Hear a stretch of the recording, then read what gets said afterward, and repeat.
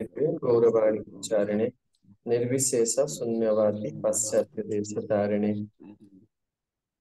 जय श्री चैतन्य मनोभीष्टं स्थापितं येन भूतले स्वयं रूपं कदा मह्यं ददाति स्वपदान्तिकम्।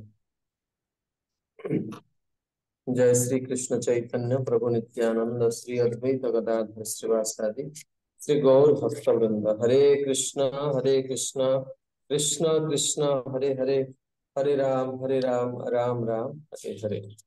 हरे कृष्ण आपण मानकु आज क्लास को स्वागत जनाउछि।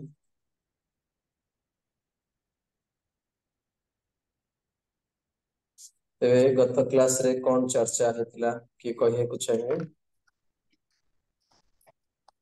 गत क्लास रे प्रभु रस विषय डिस्कस करथिले आमे जे हमर माने सेवारे पाउथवा हमर तृप्ति को ही रस कहा जाए आ विभिन्न प्रकार क्लेश विषय भी डिस्कस करथिले। आउ हरे कौन की कृष्ण कहिए? प्रभु जी पढ़ाइथिला कि कृष्ण भावना सर्व शुभंकर्त्व अटे आ कृष्ण भावना मृतरे सुख तीन प्रकार सुख विषय पढ़ाइथिला। भौतिक उपभोग सुख, परम ब्रह्म एकीभूत हेबार सुख, कृष्ण भावना मृतरे सुख। तेणु हरे कृष्ण प्रभु जे हम माने ए जो विषय गुडी को आलोचना करछे या भितरे हम माने आपण माने 11 नंबर श्लोक को देखंतु मो ओडिया रे भी सेंड करछि एवं रंजन पति प्रभु हिंदी रे भी सेंड करछंती।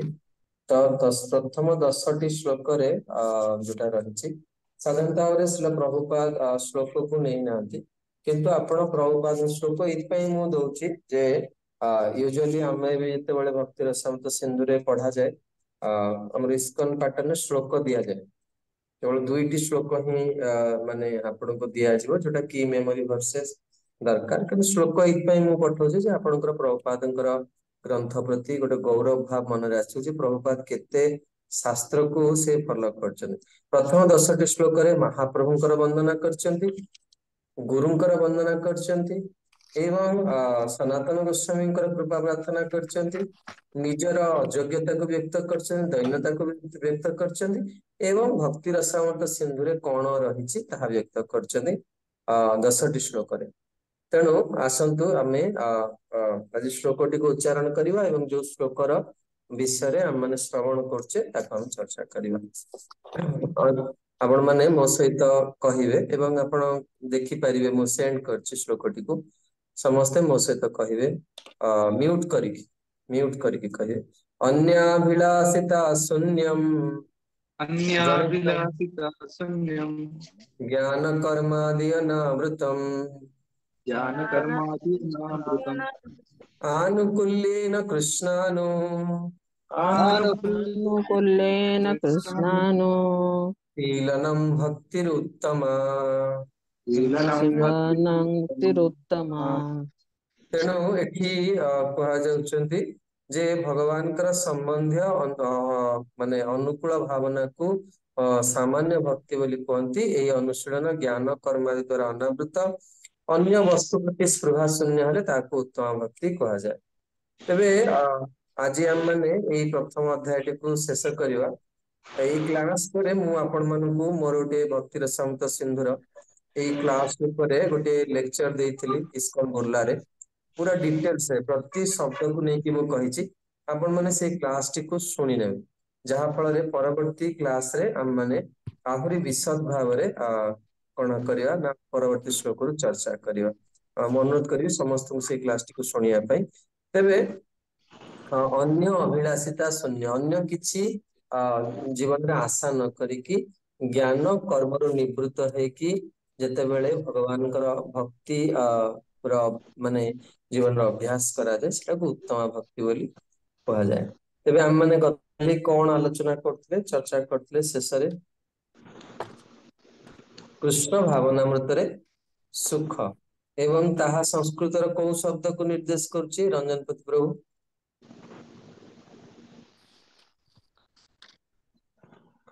क्लेशाग्नि प्रभु। क्लेशाग्नि तो केबे सरी गलानी। क्लेशाग्नि सरी की ता पर पॉइंट भी सरी गलानी। କୃଷ୍ଣ ଭାବନାମୃତରେ ସୁଖ ସେଟା କୋଉଟା ସଂସ୍କୃତର କୋଉ ଶବ୍ଦକୁ ନିର୍ଦ୍ଦେଶ କରୁଛି? ମୂଳ ପ୍ରଥମ ଦିନର କ୍ଲାସକୁ ପଳେଇ ଯାଆନ୍ତୁ, ଯୋଉ 6ଟି କଥା କୁହାଯାଇଛି। କ୍ଲେଶାଗ୍ନି, ସୁଭଦା, ମୁଖ୍ୟ ହୁଁ, ମୁଖ୍ୟ ଲଘୁ ପୃଥକୃତ ଏଇ କୃଷ୍ଣ ବିଶେଷାତ୍ମା ଭାବନାମୃତ, ହଁ କୃଷ୍ଣ ଭାବନାମୃତରେ ସୁଖ ଏଇଟା କୋଉଟା କୋଉ ପଏଣ୍ଟ କୁ ନିର୍ଦ୍ଦେଶ କରୁଛି? ସାଧାରଣତଃ ବିଶେଷତ୍ବ। ଆଚ୍ଛା, ଠିକ ଅଛି, ଆପଣ ପ୍ରଥମେ ଶୁଣନ୍ତୁ, ଶେଷରେ ଆମେ ଗୋଟିଏ ଗୋଟିଏ ଆପଣଙ୍କୁ କହିବା। ତେଣୁ ଏଠି 3ଟି ଜିନିଷ ଆମେ ଚର୍ଚ୍ଚା କରୁଥିଲେ, ଆ ଯେ ବାସ୍ତବରେ ଆଧ୍ୟାତ୍ମିକ ଜୀବନରେ ଭକ୍ତ ଅ କେତେ ସୁଖ ପାଏ। ସାଧାରଣତଃ ଭାବରେ ଦେଖନ୍ତୁ ଅଲଗା ଯୋଉ ବିଧି ରହିଛି ଏବଂ ଭକ୍ତି ଜୀବନରେ, ଆଧ୍ୟାତ୍ମିକ ଜୀବନରେ କଣ ରହିଛି? ଆଧ୍ୟାତ୍ମିକ ଜୀବନ ପ୍ରାରମ୍ଭରୁ ହିଁ ବ୍ୟକ୍ତି କଣ କରେ? ସୁଖ ପାଏ। ଯେମିତି ଭଗବାନଙ୍କୁ ଦର୍ଶନ କରିକି ତାକୁ କିଛି ସୁଖାନୁଭୂତି ହୁଏ, ଭଗବାନଙ୍କ ନାମ ସଂକୀର୍ତ୍ତନରେ କିଛି ସୁଖାନୁଭୂତି ହୁଏ, ପ୍ରସାଦ ସେବନରେ ସୁଖାନୁଭୂତି ହୁଏ, ଭକ୍ତ ସଙ୍ଗରେ ସୁଖାନୁଭୂତି ହୁଏ। ପ୍ରତି ମୁହୂର୍ତ୍ତରେ କଣ ହୁଏ ନା ସେ ଆନନ୍ଦ ପ୍ରାପ୍ତି ହୁଏ। କାହିଁକି ନା ଭଗବାନ ହଉଛନ୍ତି ସଚ୍ଚିଦାନନ୍ଦମୟ। କିନ୍ତୁ ଯୋଗ ଜ୍ଞାନ ଆଦି ପ୍ରୟାସରେ ପ୍ରଥମେ ପ୍ରଚୁର ପରିଶ୍ରମ କରିବାକୁ ହୁଏ। ଯେମିତି ଆପଣ ଅଲଗା ଯୋଉ ସମ୍ପ୍ରଦାୟ ସବୁ ରହିଛି, ଯୋଗ ମାର୍ଗରେ ପ୍ରଥମେ ନର୍ମଦାକୁ ପରିକ୍ରମା କରିବାକୁ ପଠେଇବେ, ହିମାଳୟକୁ ପଠେଇଦେବେ ଆପଣ। ହିମାଳୟରେ ଯାଇକି ଆପଣ କଣ କରିବେ? ଆତ୍ମନିର୍ଭରଶୀଳ ହବା ରହିବେ। ପ୍ରଥମେ ଇନ୍ଦ୍ରିୟକୁ ନିୟନ୍ତ୍ରଣ କରିବାର ଶିକ୍ଷା ଦିଆଯାଏ, କଠୋର ବୈରାଗ୍ୟ ପୁରା। ଖରା ଦିନେ ନିଆଁ ଲଗେଇକି ବସିବାକୁ ପଡିବ, ଶୀତ ଦିନେ ନଦୀରେ ବସିକି ଭଜନ କରିବାକୁ ପଡିବ। ଏଗୁଡାକୁ ଶିଖିବା ଫଳରେ ସେମାନେ କଣ ହୁଏ? ପ୍ରାରମ୍ଭିକ ଅବସ୍ଥାରେ ପ୍ରଚୁର କଷ୍ଟ ପାଆନ୍ତି ଏବଂ ସେମାନେ କଣ କରନ୍ତି ନା ପ୍ରାକୃତ ଯୋଗୀ ଗଣ କିଛି ସିଦ୍ଧି ସେମାନଙ୍କୁ ପ୍ରାପ୍ତ ହେଇଯାଏ, ଯୋଉଟାକୁ ଅଣିମା ବୋଲି କୁହାଯାଏ।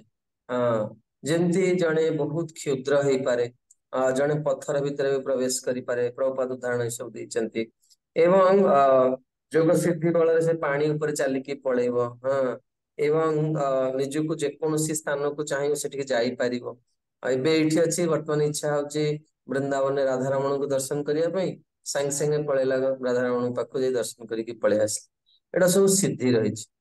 ଆମ ଥରେ ଶିଲ ଗୌରଗୋବିନ୍ଦ ମହାରାଜଙ୍କୁ ବାଲେଶ୍ଵରରେ ଜଣେ ଭକ୍ତ ଡାକିଥିଲେ ଏବଂ ସେ କିଛି ଭୂତ ପ୍ରେତ ସିଦ୍ଧି କରୁଥିଲେ। ତେଣୁ ସେ ଘରେ ବସିଛନ୍ତି, ମହାରାଜ ପ୍ରସାଦ ପାଉଛନ୍ତି, ଲାଇନ ପଳେଇଲା, ଲାଇନ ଆସ, ସାଙ୍ଗେ ସାଙ୍ଗେ ଲାଇଟ ପଳେଇ ଆସିଲା। ତେଣୁ ମହାରାଜ ଜାଣିପାରିଲେ, ବାକି ମାନେ ତ କିଏ ଜାଣିପାରିଲେ। ମହାରାଜ କହିଲେ, ତୁମେ ତୁଚ୍ଛ କାମ ଗୁଡା କାହିଁ କରୁଛ? ଭଗବାନଙ୍କର ନାମ କରିକି, ଯେମିତି ମଶାକୁ ଯଦି ତାଳି ବାଡେଇ ଦବ ମଶା ପଳେଇବ, ତା ପାଇଁ ଖଣ୍ଡା ବାହାର କରିବା କଣ ଦରକାର? ତେଣୁ ଭଗବାନଙ୍କର ନାମରେ ତମେ ବହୁତ କିଛି ଦିବ୍ୟ ସ୍ଥିତିକୁ ଯାଇପାରିବ। ଆଉ ତୁମେ ଏ ଯୋଉ ଭୂତ ପ୍ରେତଙ୍କୁ କାହିଁ ବଶୀଭୂତ କରିକି ରଖିଛ? ତେଣୁ ଏଇଭଳି କିଛି ପ୍ରାକୃତ ଯୋଗୀ ମାନେ ସିଦ୍ଧି ଲାଭ କରିପାରନ୍ତି।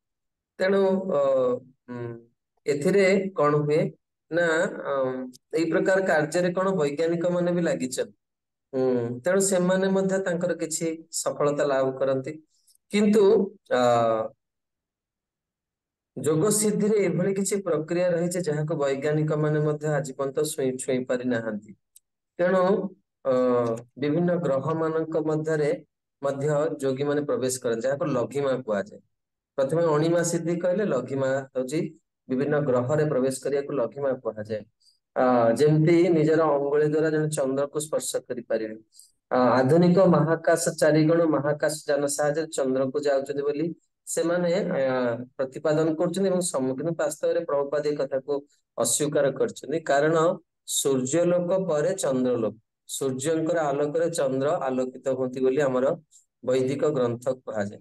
ଏବଂ ସୂର୍ଯ୍ୟ ଲୋକର ଯିବାର ବହୁ ପୂର୍ବରୁ ଜଣେ ଜଳିକି ଧ୍ୱଂସ ହେଇଛି, ତା ସତ୍ତା ରହିବନି। ତେଣୁ ଚନ୍ଦ୍ର ଲୋକକୁ ଯିବା କୋଉଠି ଜଣେ କଳ୍ପନା ହିଁ କରିପାରିବ। ତେଣୁ ଏହା ମିଥ୍ୟା ବୋଲି ମଧ୍ୟ ପ୍ରମାଣିତ ହେଇସାରିଛି।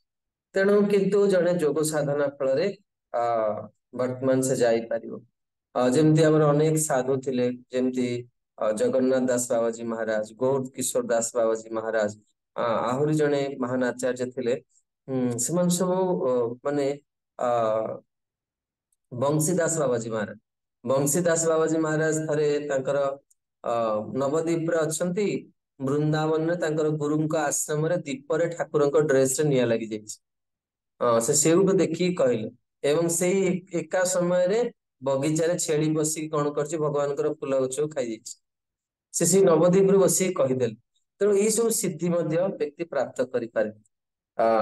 ତେଣୁ ଆହୁରି କିଛି ଅଛି ଜିନିଷ, ଯେମିତି ଅନ୍ୟକୁ ନିଜ ନିୟନ୍ତ୍ରଣ। ଇସିତା ନାମକ ମାନେ ଥାଏ, ଇସିତା ବସିତା। ବସିତା ଅର୍ଥାତ୍ ସମସ୍ତଙ୍କୁ ନିଜର କଣ କରିବ, ନିୟନ୍ତ୍ରଣରେ ରଖିପାରେ, ସମ୍ମୋହନ କରିଦବ, ସମ୍ମୋହନ ଶକ୍ତି। ମୁଁ ଥରେ ମୁଁ ନାଁ କହିବାକୁ ଚାହୁଁନି, ସେ ଜଣେ ବହୁତ ବଡ ସୋସାଇଟି, ତାଙ୍କୁ ଯଦି କହିଦଉଛି ଆପଣ ମାନେ ତ ସମସ୍ତେ ଭକ୍ତ। ତାଙ୍କ ନାଁ ହଉଛି ଶ୍ରୀ ରବିଶଙ୍କର ଜୀ। ଆପଣ ମାନେ ବହୁତ ତାଙ୍କର ନାଁ ଶୁଣିଥିବେ। ବହୁତ ସୁନ୍ଦର ତାଙ୍କର ପ୍ରବଚନ ଲେକ୍ଚର ଥାଏ। ମୁଁ ଥରେ 2009 ମସିହାରେ ତିରୁପତିରେ ଗୋଟେ ତାଙ୍କର ଲେକ୍ଚର ଆଟେଣ୍ଡ କରିଥିଲି। ଆମର ଗୋଟେ କନଫରେନ୍ସ ହଉଥିଲା, ମୁଁ ସେଠି ଯୋଗ ଦେଇଥିଲି। ଏବଂ ସେ ଯେତେବେଳେ ହଲ୍ ଭିତରକୁ ପଶିଲେ, ପ୍ରାୟ ବୋଧହୁଏ ମାନେ 1100ରୁ 1200 ଷ୍ଟୁଡେଣ୍ଟ ଥିଲେ ସେ ହଲ୍ ଭିତରେ। ପିନ୍ ଡ୍ରପ୍ ସାଇଲେନ୍ସ ହେଇଗଲା। ସେ ପଶିଲା ମାତ୍ରେ ଯିଏ ଯାହାର କଥା ହଉଥିଲେ କି ଯାହା କରୁଥିଲେ, କିଏ ଗୋଡ ହଲଉଥିଲା କଣ, ସମସ୍ତେ ପୁରା ଜଡ ହେଇଗଲେ। ତେଣୁ ସେଥିରେ ପ୍ରଥମେ କହିଲେ, ମାଇ ଡିୟର ବଏଜ ଆଣ୍ଡ ଗାର୍ଲସ। ଏଇ ଗୋଟିଏ କଥାରେ ପୁରା ସମସ୍ତେ 35 ମିନିଟ୍ ସେ କ୍ଲାସ ଦେଲେ, ପୁରା ଜଡ ହେଇଗଲେ। ତାପରେ ମୁଁ ବୁଝିପାରିଲି ଯେ ତାଙ୍କର କଣ ନା ବଶୀକରଣ ଶକ୍ତିର ସେ ସିଦ୍ଧି କରିଦେଇଛନ୍ତି। ଯେମିତି ମ୍ୟାଜିସିଆନ ମାନେ ଥାନ୍ତି, ସେ ପୁରା ସମସ୍ତଙ୍କୁ କଣ କରିବେ, ସମ୍ମୋହନ କରିଦେବେ। କିନ୍ତୁ ଏଠି ସେ କହୁଛନ୍ତି, ତାପରେ ଆଉ ଏକ ଯୋଗ ସିଦ୍ଧି ଅଛି ଯାହାକୁ ପ୍ରକାମ୍ୟ କୁହାଯାଏ, ବା ଆଧୁନିକ ଶବ୍ଦ ତାକୁ ମ୍ୟାଜିକ ବୋଲି କୁହାଯାଏ। ଯେମିତି ଆପଣ ଦେଖୁଥିବେ, ଜଣେ ସ୍କୁଲ ବେଳେ ଦେଖିଥିବେ, ଜଣେ ଆସିକି ପୁରା 100ଟା ବ୍ଲେଡ ତା ପାଟି ଭିତରୁ କାଢୁଛି। ପାଟି ଭିତରୁ ଯାହା କୁହନ୍ତି, ଯାହା କୁହନ୍ତି ମିଠା ପୁରା କାଢି ଚାଲିଛି, ରସଗୋଲା ନୋଟ ଗୁଡାକ ପାଟି ଭିତରୁ କାଢୁଥିବ। କିନ୍ତୁ ସେ ମ୍ୟାଜିକ ଦେଖେଇ ସାରିଲା ପରେ ଆପଣଙ୍କୁ 10 ଟଙ୍କା ମାଗିବ। ସେ ଆପଣଙ୍କ ଆଗରେ 5 ଟଙ୍କିଆ ନୋଟ ବଣ୍ଡଲ କାଢିବ ପାଟି ଭିତରୁ, ମ୍ୟାଜିକ ସରିଲା ପରେ ଆଜ୍ଞା କହିବ 10 ଟଙ୍କା ଦି। ତେଣୁ ତାପରେ ଏଠି କହୁଛନ୍ତି, ସବୁଠୁ ସର୍ବୋଚ୍ଚ ସିଦ୍ଧିକୁ କାମ ବସାଇତା କୁହାଯାଏ। ତେଣୁ ଏଇ କାମ ବସାଇତା କଣ ହୁଏ ନା, ପ୍ରକୃତିର ବିରୋଧ କରିପାରେ, ଅର୍ଥାତ୍ ଅସମ୍ଭବ କଥା କରିପାରେ। କିନ୍ତୁ ଏଥିରେ କଣ ହୁଏ ନା, କ୍ଷଣିକ ସୁଖ ମିଳେ। ଏଥିରେ ଟେମ୍ପରାରୀ ପରମାନେଣ୍ଟ କଣ ହୁଏ, ସୁଖ ମିଳେନି। କିଛି ଲୋକମାନେ ଭାବନ୍ତି ଯେ ଏଇ କୃଷ୍ଣ ଭାବନାମୃତ ଆନ୍ଦୋଳନ ଅଳ୍ପ ବୁଦ୍ଧି ସମ୍ପନ୍ନ ଲୋକମାନଙ୍କ ପାଇଁ। ମୁଁ ବହୁତ ଭଲ ଅବସ୍ଥାରେ ଅଛି, ମୁଁ ଆରାମରେ ଅଛି, ମୋର ଜୀବନ ସବୁ ଆବଶ୍ୟକତା ମୁଁ ପାଇଛି, ମୁଁ କାହିଁକି ଭକ୍ତି ଭକ୍ତି ଏସବୁ ଜିନିଷରେ ମାନେ ମୁଁ ସମୟ ନଷ୍ଟ କରିବି। ତେଣୁ ହରିଭକ୍ତି ଶୁଦ୍ଧୋଦୟରେ ଉଲ୍ଲେଖ ଅଛି ଯେ ପ୍ରହ୍ଲାଦ ମହାରାଜ ନୃସିଂହ ଦେବଙ୍କୁ ପ୍ରାର୍ଥନା କରିଥିଲେ, ପ୍ରଭୁ ଯେ ମତେ କେବଳ ଆପଣ କଣ କରନ୍ତୁ, ବହୁତ ସୁନ୍ଦର ପ୍ରାର୍ଥନା। ଆଉ ଯଦି ଜଣେ କିଏ ବ୍ରହ୍ମଚାରୀ ରହିବାକୁ ଚାହୁଁଛି, ସେ ପ୍ରାତଃ ମୁହୂର୍ତ୍ତରୁ ଏଇ ପ୍ରାର୍ଥନା ଟା ଭଗବାନଙ୍କୁ ସେ ସଜିବା ଉପରେ କରିବା ଦରକାର। ଯଦି ଦାସ୍ୟତି ମେ କାମାନ ବରସ୍ୱାମ ବରଦଶ୍ରମ କାମାନ ହୃଦୟ ସରୋରୁହମ ବୃଣିବ୍ରହରମ। ହେ ପ୍ରଭୁ, ଯଦି ଆପଣ ମତେ କିଛି ବର ଦେବାକୁ ଚାହୁଁଛନ୍ତି, ତାହେଲେ ମତେ ଏତିକି ବର ଦିଅନ୍ତୁ, ମୋର ହୃଦୟରୁ କାମନା ନଷ୍ଟ ହଉ, ମାଗିବାର ବୃତ୍ତିଟା ମୋର ନଷ୍ଟ ହେଇଯାଉ। ତେଣୁ ସେଇ କଥାକୁ ଏଠି କହୁଛନ୍ତି, କାରଣ ଭକ୍ତିରେ ଏତେ ଆନନ୍ଦ ମିଳେ, ଜଣେ ତାକୁ କଳ୍ପନା କରିପାରେ ନାହିଁ। ତେଣୁ ଆଧ୍ୟାତ୍ମିକ ସେବାରୁ କଣ କଣ ପ୍ରାପ୍ତ ହୁଏ? ଧର୍ମରେ ବ୍ୟକ୍ତି ସ୍ଥିତ ହେଇଯାଏ, ଆପଣ ଏଗୁଡା ଲେଖିବା ଦରକାର। ଯଦି ଆମ ଜୀବନ ଏଇଟା ଆସୁନି, ବୁଝିବାକୁ ପଡିବ ଆମେ ଭକ୍ତି ଠିକ ଠିକ ଭାବରେ ଯାଜନା କରୁନି। ବ୍ୟକ୍ତି ସର୍ବଦା ଭକ୍ତି ସହିତ ଯୁକ୍ତ ହେଲା ମାନେ ସେ କଣ ହବ ନା, ଧର୍ମରେ ପ୍ରତିଷ୍ଠିତ ହେଇଯିବ। ତା ଦ୍ଵାରା ଅଧାର୍ମିକ କାର୍ଯ୍ୟ କିଛି ହବ ନାହିଁ। ଦ୍ଵିତୀୟରେ ହଉଛି ଆର୍ଥିକ ସ୍ୱଚ୍ଛଳତା।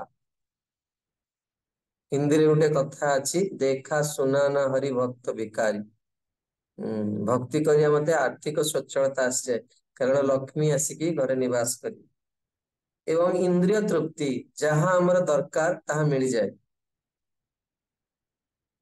ଆଉ ଚତୁର୍ଥ ସବୁଠୁ ଗୁରୁତ୍ୱପୂର୍ଣ୍ଣ, ସେଟା ହଉଛି ଭୌତିକ ସ୍ଥିତିରୁ ମୁକ୍ତି।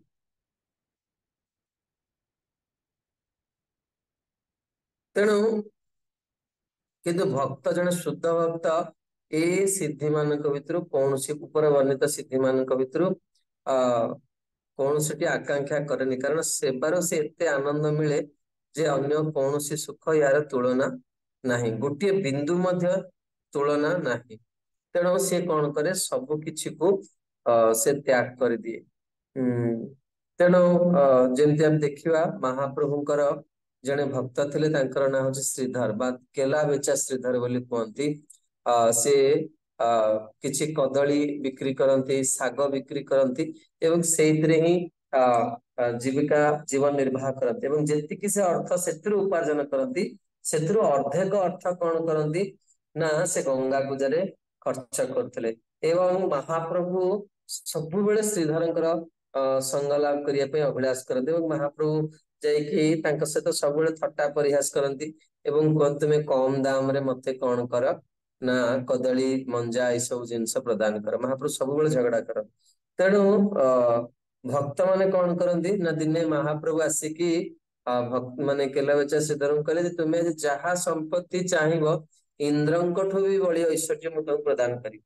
କେଲାବେଚା ଶ୍ରୀଧର ମହାପ୍ରଭୁଙ୍କୁ ଗୋଟିଏ ବର ମାଗିଲେ, କହିଲେ ପ୍ରଭୁ ଯଦି ଆପଣ ବର ଦେବାକୁ ଚାହୁଁଛନ୍ତି ଏଇ ବର ଦିଅନ୍ତୁ, ମୋର ଏଇ ଘର ଏମିତି ଥାଉ ଆଉ ମୁଁ କେବଳ ଏତିକି ବର ମାଗୁଛି, ଆ ବ୍ରହ୍ମ ଭୁବନ ଲୋକର ଅଧୀଶ୍ୱର ଯିଏ ଆସିକି ମୋ ସହିତ ଝଗଡା କରନ୍ତି ଅଳ୍ପ ପଇସାରେ ମାନେ ମଞ୍ଜା ନବା ପାଇଁ, ସେ ସବୁଦିନ ମୋ ସହ ସେମିତି ଝଗଡା କରିଥାନ୍ତୁ ଆଉ ମୋ ଘର ଏମିତି ଯୋଉ ଚାଳ କଣା ହେଇଯାଇଛି ସେ ଚାଳ ସବୁବେଳେ ସେମିତି କଣା ଥାଉ। କାରଣ କେଲାବେଚା ଶ୍ରୀଧର ଜାଣିଥିଲେ ଯେ ଯଦି ଭଗବାନ କଣ କରିବେ ଧନ ଦେବେ ଆଉ କେବେ ବି ଝଗଡା କରିବାକୁ ଆସିବେନି ବା ତାଙ୍କର ମଙ୍ଗଳମୟ ସ୍ୱରୂପକୁ ମୁଁ ଦର୍ଶନ କରିପାରିବି। ତେଣୁ ମୋର ଧନ ଦରକାର ନାହିଁ, କିନ୍ତୁ ଏଇ ଯୋଉ ସୁଖ ମିଳୁଛି ଏଇ ସୁଖ, ଯେମିତି ମୁଁ ବହୁତ ଗୃହସ୍ଥ ଭକ୍ତ ମାନଙ୍କୁ ବି ଦେଖିଛି ଯୋଉମାନେ ଆଜିର ସମୟରେ ବି ଅଛନ୍ତି, ଯଦି ସେମାନେ ତାଙ୍କର ଆଧ୍ୟାତ୍ମିକ ଗୁରୁଙ୍କ ଠାରୁ କିଛି ସ୍ନେହ ପାଇଥାନ୍ତି, ସେମାନେ ପ୍ରକୃତରେ ତାଙ୍କୁ ଏଇ ଜଗତରେ କୌଣସି ସୁଖ ମାନେ କଣ କରିବ, ପ୍ରଲୋଭିତ କରିପାରିବ। କାହାକୁ ଜାଗତିକର ସୁଖ ଭଲ ମାନେ ଭଲ ଲାଗେ? ଯୋଉମାନେ ଆଧ୍ୟାତ୍ମିକ ସୁଖ ପାଇନାହାନ୍ତି ସେମାନଙ୍କୁ ଭଲ ଲାଗେ। ମାନେ ପ୍ରକୃତରେ ଯିଏ ଭକ୍ତିର ମହିମାକୁ ଜାଣିପାରିଛି, ତାକୁ କେତେ ବଡ ବି ସେ ବିଲ୍ଡିଂ ତିଆରି କରୁ, ସେ ଜାଣିବ ଏଇଟା ନଶ୍ୱର ଜିନିଷ, ମତେ ଦିନ ଏଟାକୁ ଛାଡିବାକୁ ପଡିବ। ଆଜି ନ ହଉ ଆଜି ନ ହଉ କାଲି ଛାଡିକି ଯିବେ ନା ନାଇଁ, ନା ସେ ଘରେ ଯୋଉ ଘର ତିଆରି କରିଛନ୍ତି ପରମାନେଣ୍ଟ ସେଠି ରହିବେ? କେହି ବି ରହିପାରିବେନି। କେତେ ବି ସୁନା ଥାଉ, ଆପଣଙ୍କ ଘରେ 50 ଭରି ସୁନା ଅଛି ବା 70 ଭରି ସୁନା ଅଛି, ତାକୁ ଦିନେ ଛାଡିକି ଯିବେ ନା, ମଲା ବେଳକୁ ସବୁ ତାକୁ ଧରିକି ଯିବେ କୁଆଡେ? ସବୁ ଛାଡିକି ଯିବେ।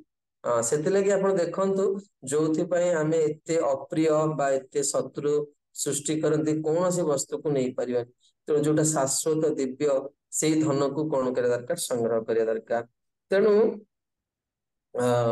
ଏଠି କହୁଛନ୍ତି ଯେ ଜଣେ ଶୁଦ୍ଧ ଭକ୍ତ ହୃଦୟରେ ଏଇ ସବୁ ଜିନିଷ ପ୍ରବେଶ କରିବାକୁ ସାହସ ମଧ୍ୟ କରିବ ନାହିଁ। ମୁଁ ଗୋଟିଏ ଚରିତ୍ର କହିକି ପରବର୍ତ୍ତୀ ପ୍ରସଙ୍ଗକୁ ଯିବି। ଥରେ ବୈକୁଣ୍ଠରେ ଭଗବାନ ଆଉ ଲକ୍ଷ୍ମୀ ଦେବୀଙ୍କ ଉପରେ କଥାବାର୍ତ୍ତା ହେଲା। ତେଣୁ ଲକ୍ଷ୍ମୀ ଦେବୀ କହିଲେ ଯେ ପ୍ରଭୁ ଆପଣଙ୍କର ଭକ୍ତ ବେଶୀ ନା ମୋର ଭକ୍ତ ବେଶୀ? ଆପଣଙ୍କ ଭକ୍ତ ଭଲ ନା ମୋର ଭକ୍ତ ଭଲ? ଭଗବାନ ହସିଲେ ଲକ୍ଷ୍ମୀ ଦେବୀଙ୍କ ଆଡକୁ ଚାହିଁ, କହିଲେ ମୁଁ ହଉଛି ସ୍ୱରାଟ ପୁରୁଷ, ମୁଁ ହଉଛି ଜଗତରେ ଶ୍ରେଷ୍ଠ, ତୁମର କଥା କୁଆଡେ ଆସେ ତ? ଲକ୍ଷ୍ମୀ ଦେବୀ କହିଲେ ହଉ ଚାଲନ୍ତୁ, ଖାଲି କଥା କହିଲେ କଣ ହବ, ପ୍ରାକ୍ଟିକାଲ ଦେଖିବାକୁ ପଡିବ ନା ଲାଇଫ ରେ। ଆପଣ କହିବେ କୃଷ୍ଣ ଭକ୍ତି କହିଲେ ସବୁ ହେଇଯାଏ। କଣ ଦୀନବନ୍ଧୁ ପ୍ରଭୁ, ରାତି ହେଲେ ପୁଣି ପ୍ରସାଦ ପାଇଁ ମାନେ ଦରକାର କି ନାଇଁ ଅର୍ଥ? ବା ମୁଁ କହିବି ଭକ୍ତି କଲା ମାନେ ସବୁ ପ୍ରକାର ଖରାପ ଗୁଣରୁ ମୁକ୍ତ ହେଇଯାଏ। ପୁଣି ଯେତେବେଳେ କାମ ବିକାର ଆସିବ ସେତେବେଳେ ପୁରା ପକେଇ ଉଠେଇକି ପୁରା ତମକୁ ବିଚଳିତ କରିଦବ। ଯଦି ସତରେ ଭଗବାନଙ୍କର ନାମ କଲେ କୋଉଦିନ କାମ ବିକାର ଜଣେ ମୁକ୍ତ ହେଇଯାଏ, ତାହେଲେ ତାର ବିଶ୍ୱାସ ଟା ଦୃଢ ହେଇଯିବ। ହଁ ଯାହା କଥାରେ ଶୁଣିଥିଲି ତା ପ୍ରକୃତରେ ଠିକ କଥା। କିନ୍ତୁ ଆମ ଜୀବନ ଦେଖୁଛେ ପ୍ରାୟ ପ୍ରାକ୍ଟିକାଲ ଜୀବନ ଟା, ଯେମିତି ଆପଣ ବହୁତ ହରିକଥାର ମାହାତ୍ମ୍ୟ ଶୁଣିଲା ପରେ କହିବେ ହଉ ଆଜ୍ଞା ଆପଣ ବର୍ତ୍ତମାନ ଘରକୁ ଯାଆନ୍ତୁ, କିଛି ପ୍ରସାଦ ନାହିଁ, ଆଜି କିଛି ହେଇନି। 2 ଘଣ୍ଟା ବସେଇ ଗପିଲା, ମୁଁ ବସିଲି, କହୁଛି ପ୍ରସାଦ ନାହିଁ, ଆଟଲିଷ୍ଟ ଖେଚୁଡି ଟିକେ ହେଲେ ଦେଇଥାନ୍ତା, କିଛି ନାହିଁ ପ୍ରସାଦ। ତେଣୁ ଲାଇଫ ରେ କଣ ନା କୃଷ୍ଣ ଚୈତନ୍ୟର ବହୁତ ପ୍ରାକ୍ଟିକାଲ ସାଧୁଗୁରୁ ଆଚାର୍ଯ୍ୟ ମାନେ ଏଇଭଳି କରିଛନ୍ତି। ତେଣୁ ଭଗବାନ ନାରାୟଣ ମୋ ଲକ୍ଷ୍ମୀ ଜଗତକୁ ଆସିଲେ। ତେଣୁ ସର୍ବପ୍ରଥମେ ଆସିକି ଗୋଟେ ଧନୀ ବ୍ୟବସାୟୀ ଘରେ ନାରାୟଣ ପହଞ୍ଚିଲେ ଏବଂ ସାଧୁ ବେଶରେ ଆସିଲେ। ସୀତାରାମ ରାଧେ ଶ୍ୟାମ କହି ତା ଘର ଆଗରେ ଭଗବାନ ନାରାୟଣ କଣ କଲେ, ଯେତେବେଳେ ମାନେ ଜୟଧ୍ୱନି ଦେଲେ, ସେ ବ୍ୟକ୍ତି ଜଣକ ଆସିକି ପ୍ରଣାମ କଲା ଶ୍ରଦ୍ଧାରେ ଏବଂ ଭଗବାନ ଗୋଟେ କମଣ୍ଡଳ ଧରିଛନ୍ତି ମାଟିର, ଆଉ ସାଧୁ ମାନେ ଯୋଉ ହାତରେ ଗୋଟେ ଯୋଉ ବାଡି ରଖନ୍ତି ଜପ କରିବା ପାଇଁ, ସେମିତି ଗୋଟେ ବାଡି ଧରିକି ଚାଲିଲେ। ଠାକୁର। ଏବଂ ସେ ସାଧୁ ବ୍ୟକ୍ତି ଜଣକ ବହୁତ ସତ୍କାର କଲା, ଖାଇବାକୁ ଦେଲା ଏବଂ ଭଗବାନ ନାରାୟଣ ବସିଛନ୍ତି, ତାର ଭଲ ମନ୍ଦ ପଚାରୁଛନ୍ତି। ଏଇ ସମୟରେ ଲକ୍ଷ୍ମୀ ଦେବୀ ଯାଇ ପହଞ୍ଚିଲେ ଏବଂ ଲକ୍ଷ୍ମୀ ଦେବୀ ଯେତେବେଳେ ପଚାରିଲେ, ସିଏ ବି ସେମିତି କହିଲେ ସୀତାରାମ ରାଧେଶ୍ୟାମ। ତେଣୁ ସେ ବ୍ୟକ୍ତି ଜଣକ କଣ କଲେ ନା, କଣ ନା ମୋର କିଛି ଭିକ୍ଷା ଦେବା ପାଇଁ ଗଲେ। ଲକ୍ଷ୍ମୀ ଦେବୀ କଣ କଲେ ନା ସେ ଯୋଉ ଭିକ୍ଷା ପାତ୍ରଟାକୁ ଛୁଇଁଦେଲେ। ଯୋଉ ପାତ୍ରରେ ସେ ଲୋକ ସବୁ ଧରିକି ଆସେ ନା, ଚାଉଳ ଗିନାଟେ ଦେବା ପାଇଁ କି ଆଳୁଟେ ଦେବା ପାଇଁ, ପାତ୍ର ଧରିକି ସେ ପାତ୍ରଟା ସୁନା କରିଦେଲେ। ତେଣୁ ସେ କହିଲେ ଦେବୀ ତ ବଡ ଚମତ୍କାର ହେଇଗଲା, ସାଙ୍ଗେ ସାଙ୍ଗେ ପୁରା ଗୋଡ ତଳେ ପଡିଗଲା। ତେଣୁ କହିଲା, ମା ଆପଣ ଆମ ଘରକୁ ଟିକେ ଆସନ୍ତୁ, ମୁଁ ଆପଣଙ୍କୁ ପୂଜା କରିବି। ଦେବୀ କହିଲେ, ହଁ ମୁଁ ପୂଜା କରିବି ଯେ ପ୍ରଥମେ ସେ ଯୋଉ ବାବାକୁ ବସେଇଛ ଘରେ ତାକୁ ଆଗ କାଢ, ତାକୁ କାଢିଲେ ମୁଁ ଯିବି। ତେଣୁ ସେ ଲୋକ କହିଲା, ଆଜ୍ଞା ଆଜ୍ଞା ଉଠନ୍ତୁ, ଯାଆନ୍ତୁ। ତେଣୁ ସେ ସାଧୁ କହିଲେ, ଆରେ ବାବା ତମେ ମତେ ଡାକିକି ପୂଜା କରିଥିଲ, ବସେଇଥିଲ, କହିଲେ ଆଗ ଯାଉଛୁ ନା ଦେଖିବୁ ଏଇଠୁ। ବାହାର ବାହାର ବାହାର କହି ବାହାର କରିଦେଲେ। ଭଗବାନ ଯେତେବେଳେ ବାହାର ହେଇଗଲେ, ଲକ୍ଷ୍ମୀ ଦେବୀ କହିଲେ, ଦେଖିଲ ତ କାହାର ଭକ୍ତ ବେଶୀ। ତେଣୁ ଭଗବାନ କହିଲେ, ହଉ ଠିକ ଅଛି, ଏଇଟା ତୁମ ଜୋନ, ସେ ତ ବେପାର ବ୍ୟବସାୟ କରୁଛି, ତାର ମୋ ସହିତ କଣ, ଆସ ନେକ୍ସଟ ପେଜ କୁ ଆସ। ତେଣୁ ଲକ୍ଷ୍ମୀ ନାରାୟଣ ଦି ଜଣ ଯାକ ସେ ବ୍ୟବସାୟ ଘରୁ ପଳେଇଲେ। ତେଣୁ ଗୋଟେ ତାପରେ ନେକ୍ସଟ କଣ, ନେକ୍ସଟ ହଉଛି ଭଗବାନଙ୍କର ଜୋନ, ଏଇଟା ଲକ୍ଷ୍ମୀ ଦେବୀଙ୍କର ଜୋନ ଥିଲା। ତେଣୁ ଗୋଟେ ସାଧୁର କୁଟିଆ ପାଖକୁ ଆସିଲେ, ରାଧା କୁଣ୍ଡରେ ଗୋଟେ କୁଟିଆ ପାଖକୁ ଦି ଜଣ ଯାକ ଆସିଲେ। ଏବଂ ସେ ଦେଖିଲା ବେଳକୁ ଲକ୍ଷ୍ମୀ ଦେବୀ ଦେଖିଲେ ସାଧୁ ବସିକି ହରେ କୃଷ୍ଣ କୃଷ୍ଣ କୃଷ୍ଣ ହରେ ହରେ, ହରେ ରାମ ରାମ ରାମ ହରେ, ବହୁତ ନିଷ୍ଠାର ସହିତ ଜପ କରୁଛି। ସେ ଜମା ବାହାରୁନି। ଲକ୍ଷ୍ମୀ ଦେବୀ ବସି ବସି ବୋର ହେଇଗଲେ। ତେଣୁ ଆପଣ ମାନେ ଦେଖିଥିବେ ପ୍ରାୟ ସାଧୁ ମାନଙ୍କର ଆଶ୍ରମରେ, ବ୍ରହ୍ମଚାରୀଙ୍କର ଆଶ୍ରମରେ ତାଙ୍କ ଘର ଆଗରେ ତାଙ୍କର ବାଲ୍ଟି ମଗ ଥାଏ ଶୌଚାଚାର ଯିବା ପାଇଁ। ଆମର ସବୁ ବ୍ରହ୍ମଚାରୀ ଆଶ୍ରମରେ ବି ଆମର ସବୁ, ଆମର ତ ଏବେ ପ୍ଲାଷ୍ଟିକ ବାଲ୍ଟି ହେଇଗଲାଣି, ଆଗରୁ ସବୁ ରସର, ପୁରୁଣା ଲୋକମାନେ ଜାଣିଥିବେ ରସର ସବୁ ମଗ ମିଳୁଥିଲା, ବା ଢାଳ ମିଳୁଥିଲା, ଲୋଟା ମିଳୁଥିଲା, ରସର ଲୋଟା ସବୁ ବାହାରେ ଥୁଆ ହେଇଥିଲା। ତେଣୁ ଲକ୍ଷ୍ମୀ ଦେବୀ ସିଏ ଆସିବା ପୂର୍ବରୁ କଣ କଲେ ନା, ସେ ଲୋଟାଟାକୁ ଛୁଇଁଦେଲେ, ସେଟା ସୁନା ହେଇଗଲା। ସେ କୁଟିଆ ବାବା ତାର ଯେତେବେଳେ ଟାଇମ ହେଲା, ସେ ବାହାରିଲା ଶୌଚାଚାର ଯିବା ପାଇଁ, ଆସି ଦେଖିଲା ବେଳକୁ ଲୋଟାଟା ସୁନା ହେଇଯାଇଛି। ସେ ବାବା ତାର କିଛି ସେ ଲୋଟାକୁ ନ ଦେଖିକି ସେ ଲୋଟାଟାକୁ କଣ କଲା, ସେ ଯୋଉ ତାଙ୍କର କାନ୍ଥ ଥିଲା ସେ କାନ୍ଥ ଉପରେ ଥୋଇଦେଲା, ଯେମିତି ଗୋଟେ ପରିତ୍ୟକ୍ତ ବସ୍ତୁ, ଘର ପୋଛିକି ମଇଳା କପଡାକୁ ବାହାରେ ପକେଇଦବା, ସେ ସେମିତି ସେ କପଡାଟାକୁ ଥୋଇଦେଲା। ପୁଣି ସିଏ କଣ କଲେ, ସେ ଆସି ଦେଖିଲା ବେଳକୁ ଇଏ ଲକ୍ଷ୍ମୀ ଦେବୀ ଛିଡା ହେଇ କଣ କରୁଛନ୍ତି ନା, ତା କବାଟଟାକୁ ଛୁଇଁଦେଲେ, ତା କବାଟଟା ସୁନା ହେଇଗଲା। ସେ ସାଧୁ କହିଲା, ଯାଉଛୁ ନା ଏଇଠୁ ଦେଖିବୁ କହିକି ଗୋଟେ ପଥର ଉଠେଇଲା ଲକ୍ଷ୍ମୀ ଦେବୀଙ୍କ ଆଡୁ। କହିଲା ମୋ ଭଜନ, ଭଗବାନ କହିଲେ, ଦେଖିଲେ ତ ମୋ ଭକ୍ତ କେମିତି। ତମକୁ ବି ମାନେ ମୋର କହିବାର ଉଦ୍ଦେଶ୍ୟ ହଉଛି ଯେ ଶୁଦ୍ଧ ଭକ୍ତ ମାନେ କଣ କରନ୍ତି, କୌଣସି ପ୍ରକାର ସିଦ୍ଧିକୁ ସେମାନେ ଚାହାନ୍ତିନି। ତେଣୁ କେହି ଭାବିବେନି ଯେ ଆମେ ଏଠି ଲକ୍ଷ୍ମୀ ଦେବୀଙ୍କୁ ଛୋଟ କରୁଛୁ କି ଭଗବାନଙ୍କୁ ବଡ କରୁଛୁ। ଭଗବାନ ହିଁ ନିଜେ ଲକ୍ଷ୍ମୀ ରୂପରେ ଆସନ୍ତି। ଉଭୟଙ୍କ ଭିତରେ ତଫାତ୍ କିଛି ନାହିଁ। ମନେ ରଖିଥିବେ, ବେଳେ ବେଳେ କେହି କେହି ଭକ୍ତ ମାନେ ଶ୍ରୀଜୀଙ୍କୁ ବଡ କରନ୍ତି, କେହି କେହି ଭକ୍ତ ଭଗବାନଙ୍କୁ ଭଲ ପାଆନ୍ତି, କିନ୍ତୁ ବାସ୍ତବରେ ଯୋଉମାନେ ପ୍ରକୃତରେ ବିଦ୍ୱାନ, ସେମାନେ ଜାଣନ୍ତି ଯେ ଭଗବାନ ଯେତେବେଳେ ଜୀବ ପ୍ରତି ଅହେତୁକି କରୁଣା କରିବାକୁ ଚାହାନ୍ତି, ଭଗବାନ ବି ଭାବନ୍ତି ଯେ ମୁଁ ଜୀବକୁ କରୁଣା କରିପାରୁନି, ସେତେବେଳେ ସେ ସ୍ତ୍ରୀ ରୂପରେ ପ୍ରକଟ ହୁଅନ୍ତି। ତେଣୁ ନିଜେ ହିଁ ଭଗବାନ। ଆଉ ଯେତେବେଳେ ଶ୍ରୀଜୀଙ୍କର ଶୃଙ୍ଗାର ହୁଏ ନା, ଶ୍ରୀଜୀ ଯେତେବେଳେ ମିରର ଦେଖନ୍ତି, ଆପଣ ଦେଖିଥିବେ ଆମର ଇସ୍କନ ଗୋଟେ ମିରର ଦେଖାଯାଏ ଦର୍ଶନାର୍ଥୀରେ, ଭଗବାନଙ୍କୁ ତାଙ୍କର ମଙ୍ଗଳମୟ ସ୍ୱରୂପ ଦେଖାଯାଏ। ସେତେବେଳେ ଶ୍ରୀଜୀ ଯେତେବେଳେ ମିରର ଦେଖନ୍ତି ନା, ସେତେବେଳେ ଭଗବାନ କୃଷ୍ଣଙ୍କୁ ହିଁ ଦେଖନ୍ତି। ଆଉ କୃଷ୍ଣ ଯେତେବେଳେ କୃଷ୍ଣଙ୍କୁ ମିରର ଦେଖାଯାଏ, ସେ ଶ୍ରୀଜୀଙ୍କୁ ଦେଖନ୍ତି। ଏକ ତନୁ ଦୁଇ ରୂପ ଧରି, ତେଣୁ ଜଣେ ହିଁ ଦି ଜଣ ରୂପରେ କଣ ହଉଛି, ପ୍ରତୀୟମାନ ହଉଛି। ତେଣୁ କେବେ ହେଲେ ଏଇ ମାନେ ଇଏ ଭାବନାର, ସଂକୀର୍ଣ୍ଣ ଭାବନାରେ ରହିବେନି ଯେ ଇଏ ବଡ ଇଏ ଛୋଟ। ଏଠି ବଡ ଛୋଟ ନାହିଁ, ଏଠି ନିଜକୁ ଆତ୍ମସାତ କରିବାର ଆଧ୍ୟାତ୍ମିକ ଜୀବନରେ ଇଏ ରଖାଯାଏ। ତେଣୁ ଭକ୍ତ କଣ କରନ୍ତି ଯେ କିଛି ଚାହାନ୍ତିନି, ଆଉ ଯଦି କିଛି ଚାହେ ଭକ୍ତ, ତାହା ଅବଶ୍ୟ ଭଗବାନ ପୁରା କରିଦିଏ। ଯେମିତି ମାଧବେନ୍ଦ୍ର ପୁରୀ ପାଦ ଚାହିଁଲେ ଭଗବାନଙ୍କର ପ୍ରସାଦ ପାଇବା ପାଇଁ, ଭଗବାନ ଚୋରି କରିକି ମାଧବେନ୍ଦ୍ର ପୁରୀଙ୍କୁ ଦେଲେ। ଅର୍ଜୁନ ଚାହୁଁଥିଲେ ଯୁଦ୍ଧରେ ବିଜୟ ହେବା ପାଇଁ, ଭଗବାନ ତାଙ୍କୁ ବିଜୟ ଦେଲେ। ଯୁଧିଷ୍ଠିର ମହାରାଜଙ୍କୁ ରାଜ୍ୟ ଦେଲେ, ଅମ୍ବରୀଶ ମହାରାଜଙ୍କୁ ରାଜା କରିଦେଲେ, ସୁଦାମାଙ୍କୁ ରାଜା କରିଦେଲେ। ଭଗବାନ ସମସ୍ତଙ୍କୁ ଦେଇଛନ୍ତି। ତେଣୁ ଆମେ ବି ଯଦି ଭଗବାନଙ୍କୁ ଆରାଧନା କରିବା, ଶୁଦ୍ଧ ଭକ୍ତି କରିବା, ଆମର ସବୁ ଆବଶ୍ୟକତା ଟା କଣ କରିବେ, ଅଚିରାତ ପୂର୍ତ୍ତି ହବ, ଏଥିରେ ସନ୍ଦେହ ନାହିଁ। କାହାର ଏଇପରି କିଛି ପ୍ରଶ୍ନ ଅଛି?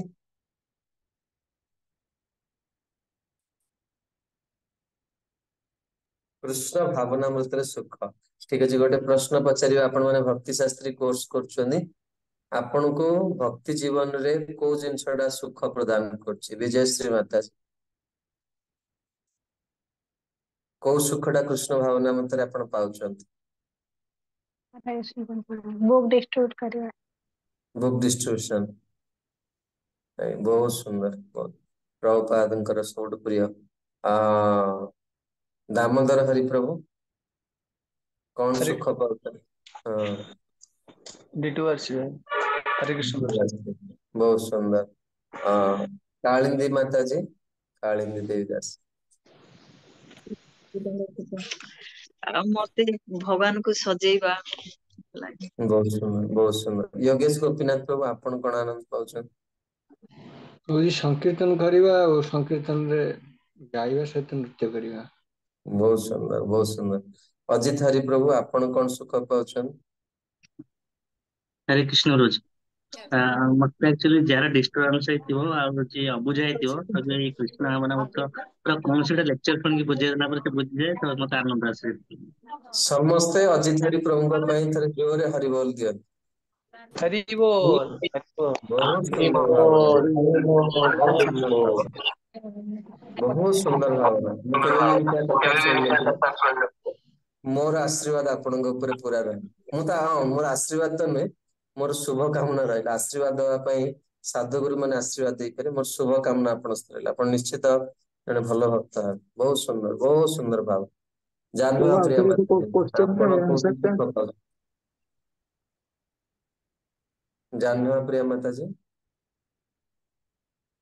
ଧନ୍ୟବାଦ ପ୍ରଣାମ ପ୍ରଭୁ। ପ୍ରଣାମ। ମତେ ଭଗବାନଙ୍କ ସେବା ଆଉ ଭକ୍ତ ମାନଙ୍କ ପାଇଁ ପ୍ରସାଦ ବନେଇବା। ବହୁତ ସୁନ୍ଦର ମାତାଜୀ, ବହୁତ ସୁନ୍ଦର ପ୍ରସାଦ କରନ୍ତି। ମୁଁ ମଧ୍ୟ ବହୁତ ଥର ପ୍ରସାଦ ମତେ ମାନେ ସେ ରୋଷେଇ କରିଛନ୍ତି, ମୁଁ ପ୍ରସାଦ ପାଇଛି ବହୁତ ଥର। ବହୁତ ସୁନ୍ଦର। ନିରୁପମା ମାତାଜୀ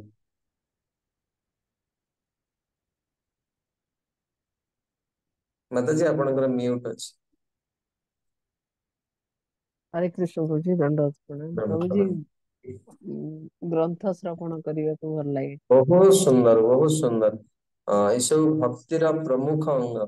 ନିଶ୍ଚିତ ଭାବରେ ଏଇ ଅଙ୍ଗ ଦ୍ୱାରା ଆମେ ଭଗବାନଙ୍କୁ ପ୍ରାପ୍ତ କରିଯିବା। ନବକିଶୋର ପ୍ରଭୁ ଆପଣ କୋଉଥିରେ ଆନନ୍ଦ ପାଉଛନ୍ତି? ମତେ ଭଗବାନଙ୍କର ବର୍ତ୍ତମାନ ସମୟରୁ ଭଲ ଲାଗେ ଆରେ ଆଉ ବାପରେ, ପ୍ରଚାର କାର୍ଯ୍ୟରେ ସାହାଯ୍ୟ କରିବା। ବହୁତ ସୁନ୍ଦର, ବହୁତ ସୁନ୍ଦର।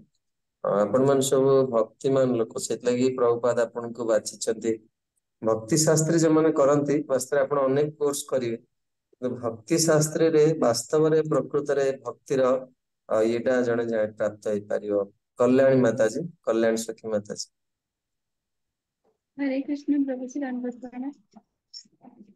ଏମିତି ମନ୍ଦିରରେ ଠାକୁରଙ୍କର ଡେଡିକେସନରେ ସେବା ଯେବେ ମିଳେ, ସେ ସେବା କରିବାରେ ଗୋଟେ ଅତୃପ୍ତ ମାନେ ଆନନ୍ଦ ଥାଏ। କାହିଁକି ନା ମନ ଭାବିଥାଏ ଗୋଟେ କିଛି କରିବା ପାଇଁ, କିନ୍ତୁ ସେଠି ଗଲା ପରେ ରାଧାରାଣୀଙ୍କ କୃପାରୁ ମାନେ ଅଲଗା କିଛି କରିହୁଏ, ଆଉ ଯୋଉଟା କି ବହୁତ ସୁନ୍ଦର ହୁଏ। ଆଉ ସେ ସେବା କରିବାରେ ଗୋଟେ ଅଲଗା ଆନନ୍ଦ ଥାଏ। କିନ୍ତୁ ତା ସହିତ ଯାହା ମତେ ମନ୍ଦିରରେ ଯାହା ସେବା ଦିଅନ୍ତି ମୁଁ ତାକୁ କରେ। ବହୁତ ସୁନ୍ଦର ପ୍ରଭୁ, ବହୁତ ସୁନ୍ଦର ମାତାଜୀ, ବହୁତ ସୁନ୍ଦର। ପ୍ରମୋଦାନନ୍ଦ ଗୋପାଳ ପ୍ରଭୁ ବହୁତ ସୁନ୍ଦର ଭକ୍ତ। हरे कृष्ण प्रभु जी गाँ गाँ जाइकरी हरिनाम जप करे लोक। ଆପଣ ନିତ୍ୟାନନ୍ଦ ପ୍ରଭୁଙ୍କର ଡିପାର୍ଟମେଣ୍ଟ। ଆଚ୍ଛା, ବହୁତ ସୁନ୍ଦର। ରଶ୍ମିକାନ୍ତ ପ୍ରଭୁ ଆପଣ କୋଉଥିରେ ଆନନ୍ଦ ପାଆନ୍ତି? हरे कृष्ण प्रभु दंडवत प्रणाम प्रभु जी। ମୋର ମନ୍ଦିରରେ କ୍ଲିନିଂ ସେବାଟା ମତେ ବହୁତ ଭଲ ଲାଗେ। ବାହ, ବହୁତ ସୁନ୍ଦର, ବହୁତ ସୁନ୍ଦର। ଆଚ୍ଛା, ଶୁଭସ୍ମିତା ମାତାଜୀ ଆପଣ କୋଉଥିରେ ଆନନ୍ଦ ପାଉଛନ୍ତି? हरे कृष्ण प्रभु दंडवत प्रणाम। प्रसाद बनेଇବା ପାଇଁ ଭଗବାନଙ୍କୁ ପ୍ରସାଦ ଅର୍ପଣ କରିବା ପାଇଁ ଆଉ ବୈଷ୍ଣବ ମାନଙ୍କୁ ପ୍ରସାଦ ଦେବା ପାଇଁ, ତାପରେ ଛୋଟ ଛୋଟ ପିଲାଙ୍କର କ୍ଲାସ ନଉଛି, ପିଲାଙ୍କୁ ବି ପାଠ ପଢଉଛି, ଭଗବାନଙ୍କ ବିଷୟରେ ଆଲୋଚନା କରୁଛି ମନ୍ଦିରରେ, ସେଇଟା ବି ବହୁତ ଆନନ୍ଦ ଲାଗୁଛି। ବହୁତ ସୁନ୍ଦର, ବହୁତ ସୁନ୍ଦର। ବହୁତ ବଡ କାମ ସେବା କରୁଛନ୍ତି ଆପଣ। ଉଷାରାଣୀ ମାତାଜୀ ହରେ କୃଷ୍ଣ ପ୍ରଭୁଜୀ ଦଣ୍ଡବତ ପ୍ରଣାମ। ପ୍ରଭୁଜୀ ମନ୍ଦିର ମାର୍ଜନା ଆଉ ଶ୍ରବଣ କରିବା, ଆଉ ଯୋଉମାନେ ମନ୍ଦିରରେ ଯୋଉମାନେ ଫୁଲ ଟାଇମ ଡିଭୋଟି ଅଛନ୍ତି ତାଙ୍କ ପ୍ରତି ବହୁତ ସମ୍ମାନ ଥାଏ ମୋର। ବହୁତ ସୁନ୍ଦର, ବହୁତ ବହୁତ ଉଚ୍ଚା କଥା କହିଲେ ମାତାଜୀ ଆପଣ। ଏଇଟା ହଉଛି ଆଧ୍ୟାତ୍ମିକ ଜୀବନରେ ଅଗ୍ରଗତି କରିବାର ଚାବିକାଠି। ଭକ୍ତ ମାନଙ୍କ ପ୍ରତି ସମ୍ମାନ, ବହୁତ ସୁନ୍ଦର, ବହୁତ ୟୁନିକ୍ ଆନ୍ସର ଆଜିର ଗ୍ରୁପରେ। କେବେ ବି ବହୁତ ଥର, ବୋଧ ଏଇଟା 6th ବ୍ୟାଚ୍ ମୋର, ମାନେ ଭକ୍ତି ଶାସ୍ତ୍ରରେ ପଢେଇବାରେ, କିନ୍ତୁ ଏତେ ସୁନ୍ଦର ଉତ୍ତର ମୁଁ କୌଣସି ଗ୍ରୁପରେ କେବେ ପ୍ରାପ୍ତ ହେଇନି। ବହୁତ ସୁନ୍ଦର ଭାବନା ନେଇକି ଆପଣ ମାନେ କୋର୍ସ କରୁଛନ୍ତି। ପ୍ରସନ୍ନ ଜଗନ୍ନାଥ ପ୍ରଭୁ, ଆପଣ କୋଉଥିରେ ଆନନ୍ଦ ପାଆନ୍ତି?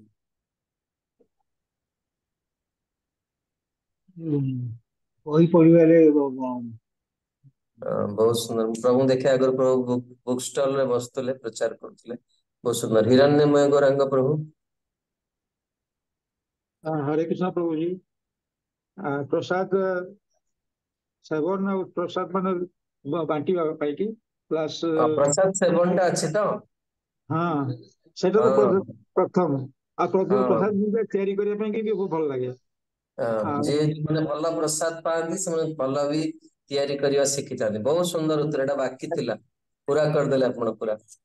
କାରଣ ଏଇଟା ଯଦି ନାହିଁ ତାହେଲେ ଇସ୍କନର ଭକ୍ତ କଣ? ଇସ୍କନର ଭକ୍ତ ମାନେ ପ୍ରସାଦ। ବହୁତ ସୁନ୍ଦର, ବହୁତ ସୁନ୍ଦର। ଶ୍ରୀମତୀ ରାଧିକା ମାତାजी, ଆପଣ କହିବାକୁ ଚାହୁଁଛନ୍ତି କିଛି? हाँ प्रभु जी धन्यवाद प्रणाम। मुझे सबसे अच्छा लगता है जो मंदिर में जो भगवत कथा है वो सुनने के लिए और भगवान को दर्शन करने के लिए। ଏଇଟା और ଏଇଟା ବି ଗୋଟେ ବହୁତ बहुत बड़ लोभ, ବହୁତ ବଡ ଲୋଭ ଭଗବାନଙ୍କ ଦର୍ଶନ କରିବା। ଗାୟତ୍ରୀ ମାତାजी। और प्रभु जी जो भी ब्रह्मचारी होते हैं कि मतलब मुझसे लगे कि मुझे और एक जन्म चाहिए कि मुझे ब्रह्मचारी होना है, भगवान का फुल टाइम सेवा करना है। ଏଇ ଜୀବନରେ ମାତାजी ଏଇଟା ମତେ ଭଗବାନ ପାଖକୁ ଫେରି ବହୁତ ଯିବାର ଲୋଭ। ଅଛି। ଏଇ ଜୀବନରେ ना ना ଭଗବାନ ना ପାଖକୁ ଫେରି मुझे ଯିବାର ଅଛି ଯାହା। और एक जीवन चाहिए, मुझे ब्रह्मचारी होना है ଆଚ୍ଛା, फुल ତାହେଲେ टाइम सेवा। ଭଗବାନ, ହଁ ଭଗବାନ ନିଶ୍ଚିତ ପୁରା କରି, ନିଶ୍ଚିତ ପୁରା କରି। ମୁଁ ଆପଣଙ୍କୁ ଗୋଟେ ଘଟଣା କହୁଛି। ଥରେ ଆ ଶ୍ରୀଲ ଗୌରଙ୍ଗ ସାଇ ଗୁରୁଦେବଙ୍କର ଜଣେ ଶିଷ୍ୟା ସେ ଅପ୍ରକଟ ହେଇଗଲେ। ତ ତାଙ୍କର ଯେତେବେଳେ କୃତ୍ୟ କରାଗଲା, ଶେଷ କୃତ୍ୟ, ତ ସେତେବେଳେ ଗୌରଙ୍ଗ ସାଇ ଗୁରୁଦେବଙ୍କୁ ପଚରାଗଲା ଯେ ଆପଣଙ୍କର ଶିଷ୍ୟାର କଣ ଗତି ହେଲା? ତେଣୁ ମହାରାଜ ଉତ୍ତର ଦେଲେ ଯେ ସେ ସ୍ୱର୍ଗରେ ସୁରଭି ଗାଈ ହେଇଯାଇଛନ୍ତି। ତ ସମସ୍ତେ ପୁରା ଭୟ କରିଗଲେ କି ବାବା ମାନେ ଏତେ ବଡ ମହାନ ଆଚାର୍ଯ୍ୟଙ୍କୁ ଦୀକ୍ଷା ନେଇକି ସୁରଭି ଗାଭୀ କେମିତି ହେଲେ? ଗୁରୁଦେବ କହିଲେ ମୁଁ ଯାଇଥିଲି ତାଙ୍କ ପାଖକୁ, ସିଏ କିନ୍ତୁ ଗାଭୀ ଶରୀର ପ୍ରାପ୍ତ ହେଇଥିବା ଯୋଗୁଁ ମତେ ଚିହ୍ନି ପାରିଲେନି। ତେଣୁ ଆମମାନେ ଯାହା ଅଭ୍ୟାସ କରିବା ଆପଣ ନିଶ୍ଚିତ ପୁରା ହବ। ଆପଣ ବହୁତ ମୋର ଥରେ ମନେ ଅଛି, ଆମେ ଥରେ ଭକ୍ତି ସ୍ୱରୂପ ଦାମୋଦର ମହାରାଜଙ୍କ ସହିତ ବମ୍ବେରେ ଯାଉଥିଲୁ ମର୍ଣ୍ଣିଂ ୱାକ ରେ। ତ ବମ୍ବେ ସି ବିଚ୍ ରେ କିଛି କୁଆ ମାନେ ପ୍ରସାଦ ପାଉଥିଲେ। ତା ଭିତରେ ଗୋଟେ ବଡ କୁଆ ଥିଲା, ବହୁତ ଗୋଟେ ବଡ, ମାନେ ଯେତେ କୁଆ ବସିଥିଲେ ଗୋଟେ କୁଆର ସାଇଜ ବହୁତ ବଡ ଥିଲା। ତ ମହାରାଜ ସେ କୁଆକୁ ଦେଖିକି କହିଲେ ନେକ୍ସଟ ଲାଇଫ ରେ ଇଏ ଜନ୍ମରୁ ସନ୍ନ୍ୟାସ ହବ। ମାତ୍ର 4-5 ବର୍ଷ ବୟସରୁ ସେ ସନ୍ନ୍ୟାସ ନେଇଯିବ। ଦେଖନ୍ତୁ ବାସ୍ତବରେ ଭକ୍ତି, ଜଣେ ଶୁଦ୍ଧ ଭକ୍ତି ଯାଜନ କଲେ ନିଜକୁ କୋଉ ସ୍ଥିତିକୁ ନେଇପାରିବେ। ସେମାନେ ମାନେ ଅତୀତ, ବର୍ତ୍ତମାନ, ଭବିଷ୍ୟତ ସବୁକୁ ଜାଣିପାରନ୍ତି ସାଧୁମାନେ। ତେଣୁ ଆପଣଙ୍କର ଅଭିଳାଷ ଯେ ନିଶ୍ଚିତ ପୁରା ହବ, ସେଥିରେ କିଛି ନାହିଁ। ରଞ୍ଜନ ପତି ପ୍ରଭୁ, ଆପଣ କୋଉଥିରେ ଆନନ୍ଦ ପାଉଛନ୍ତି? ପ୍ରଭୁ ସ୍ୱାଧ୍ୟାୟ କରିବାରେ ଆଉ ଲେକ୍ଚର ଶୁଣିବାରେ, ଏଟା ହିଁ ଆନନ୍ଦ ମିଳେ। ବହୁତ ସୁନ୍ଦର, ଏଟା ଗୋଟେ ପରିପୂର୍ଣ୍ଣ ଗ୍ରୁପ, ସବୁ ଜିନିଷ ଆସିଯାଉଛି। ଦୀନବନ୍ଧୁ ପ୍ରଭୁ ବାକି ରହିଲେ। ତୁଳସୀ ସେବା ଆଉ ଡେଟି ବର୍ଷିପ। ବାହ, କଣ କହିବି, ମୁଁ ଆଜି ସ୍ପିଚଲେସ୍ ହେଇଗଲି। ଏତେ ସୁନ୍ଦର ଉତ୍ତର ମୁଁ କେବେ ବି କାହାଠୁ ଶୁଣି ନଥିଲି, ବହୁତ ସୁନ୍ଦର। ଗାୟତ୍ରୀ ମାତାଜୀ। ହରେ କୃଷ୍ଣ ପ୍ରଭୁ ଜୀ, ପ୍ରଭୁ ଜୀ ସେବା ଯେତେବେଳେ ସବୁ ସେବା କରେ, କରିସାରିଲା ପରେ ମତେ ବହୁତ ଆନନ୍ଦ ଲାଗେ, ସେଇଟା ହିଁ ମତେ ଭଲ ଆଚ୍ଛା, ଲାଗେ। ସେବାରେ ଆନନ୍ଦ, କେତେ ସୁନ୍ଦର ଉତ୍ତର। ଆଉ କିଏ ରହିଲେ? ଯମୁନା ମାତାଜୀ। ହରେ କୃଷ୍ଣ ପ୍ରଭୁ ଜୀ, ଦଣ୍ଡବତ ପ୍ରଭୁ ଜୀ ସବୁ ସେବା ଭଲ ଲାଗେ। ଶ୍ରବଣ କରିବାକୁ ଭଲ ଲାଗେ, କିଚେନ ସେବା କରିବାକୁ ଭଲ ଲାଗେ, ଆଳତି କରିବାକୁ ଭଲ ଲାଗେ, ପ୍ରଚାର ଭୋଗ ଡିଷ୍ଟ୍ରିବ୍ୟୁସନ, ମତେ ସବୁ ସେବା ପ୍ରଭୁ ଜୀ ଭଲ ଲାଗେ। ବହୁତ ସୁନ୍ଦର ଉତ୍ସାହ, ଆଧ୍ୟାତ୍ମିକ ଜୀବନ ସବୁଥିରେ ଉତ୍ସାହ ରହିଛି। ବହୁତ ସୁନ୍ଦର ମା, ଆପଣ ଭକ୍ତି ଜୀବନରେ ବହୁତ ଦ୍ରୁତ ଗତିରେ ଅଗ୍ରଗତି କରିବେ। ଶ୍ରୀ ଭଦ୍ରା ଦେବୀ ଦାସୀ ମାତାଜୀ, ଆପଣ କୋଉଥିରେ ଆନନ୍ଦ ପାଉଛନ୍ତି? ଆଜ୍ଞା ପ୍ରଭୁ ହରେ କୃଷ୍ଣ ନନ୍ଦନ ପ୍ରଭୁ ଜୀ, ତୁଳସୀ ବୃକ୍ଷରୋପଣ କରିବାକୁ ମତେ ବହୁତ ଆନନ୍ଦ ମିଳେ। ବାହ, ତୁଳସୀ ପୂଜା କରେ, ଆଉ ଗୌର ନିତ୍ୟାଙ୍ଗୀ ସିଙ୍ଗାର କରିବାକୁ ବି ମତେ ଭଲ ଲାଗେ। ଆଚ୍ଛା, ଆପଣ କାହାକୁ ଆଶ୍ରୟ କରୁଛନ୍ତି? ଆମର ଏଇ ଭକ୍ତି ଗୌର ନାରାୟଣ ସ୍ୱାମୀ ମହାରାଜ। ଆଚ୍ଛା, ବହୁତ ସୁନ୍ଦର ଶିକ୍ଷା, ବହୁତ ସୁନ୍ଦର ଭାବ। कृष्णानंद प्रभु।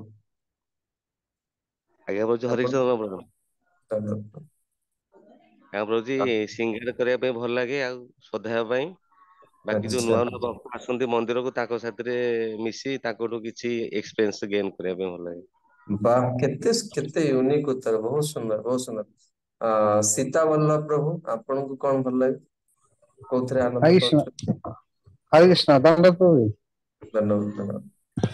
ହଁ ମତେ ପ୍ରଭୁଜି ଭଗବାନଙ୍କ ପେଣ୍ଟିଂ ଆଉ ପ୍ରସାଦମ କୁକିଂ ଆଉ ପ୍ରଚାର। ବହୁତ ସୁନ୍ଦର ବହୁତ ସୁନ୍ଦର ବହୁତ ସୁନ୍ଦର ୟୁନିକ୍। ପେଣ୍ଟିଂ ଗୋଟେ ପ୍ରମୁଖ ଅଙ୍ଗ। ବହୁତ ସୁନ୍ଦର ପ୍ରଭୁ ଭାବ। ତେଣୁ ଆମମାନେ କୃଷ୍ଣ ଭକ୍ତିରେ କିଛି ନା କିଛି ଆନନ୍ଦ ପାଉଛେ। ତାପରେ ରୂପ ଗୋସ୍ୱାଇଁ ବର୍ଣ୍ଣନା କରୁଛନ୍ତି ଯେ ଭକ୍ତିରେ ଶୁଦ୍ଧ ଭକ୍ତିର ଦୁର୍ଲଭତା, ୟାକୁ ଆମେ ବହୁତ ଗୁରୁତ୍ୱ ଦେଇକି ଶ୍ରବଣ କରିବା ଦରକାର। ଆଧ୍ୟାତ୍ମିକ ଜୀବନରେ କଣ ହୁଏ ନା ପ୍ରଥମେ କଣ ହୁଏ ନା ଜଣେ ବ୍ୟକ୍ତି ଆତ୍ମାନୁଭୂତି ଲାଭ ନିମିତ୍ତ ସବୁବେଳେ ଅଭିଳାଷ କରେ। ଆପଣଙ୍କ ଭିତରୁ କେତେ ଜଣ ଭଗବାନଙ୍କୁ ଦେଖିବା ପାଇଁ ଇଚ୍ଛା କରୁଛନ୍ତି? କୃଷ୍ଣଙ୍କୁ ଆମେ ଯେମିତି ବସିଛେ ବୋଧହୁଏ ସେ ଅନଲାଇନରେ ବି ଆସନ୍ତୁ, ଆ କିନ୍ତୁ ଦେଖିବାକୁ ଇଚ୍ଛା ଅଛି। ଉଷାରାଣୀ ମାତାଜୀ ପ୍ରଥମେ ହ୍ୟାଣ୍ଡ ରେଜ କରିଦେଲେ। ମାତାଜୀ କିଏ? ଉଷାରାଣୀ ମାତାଜୀ।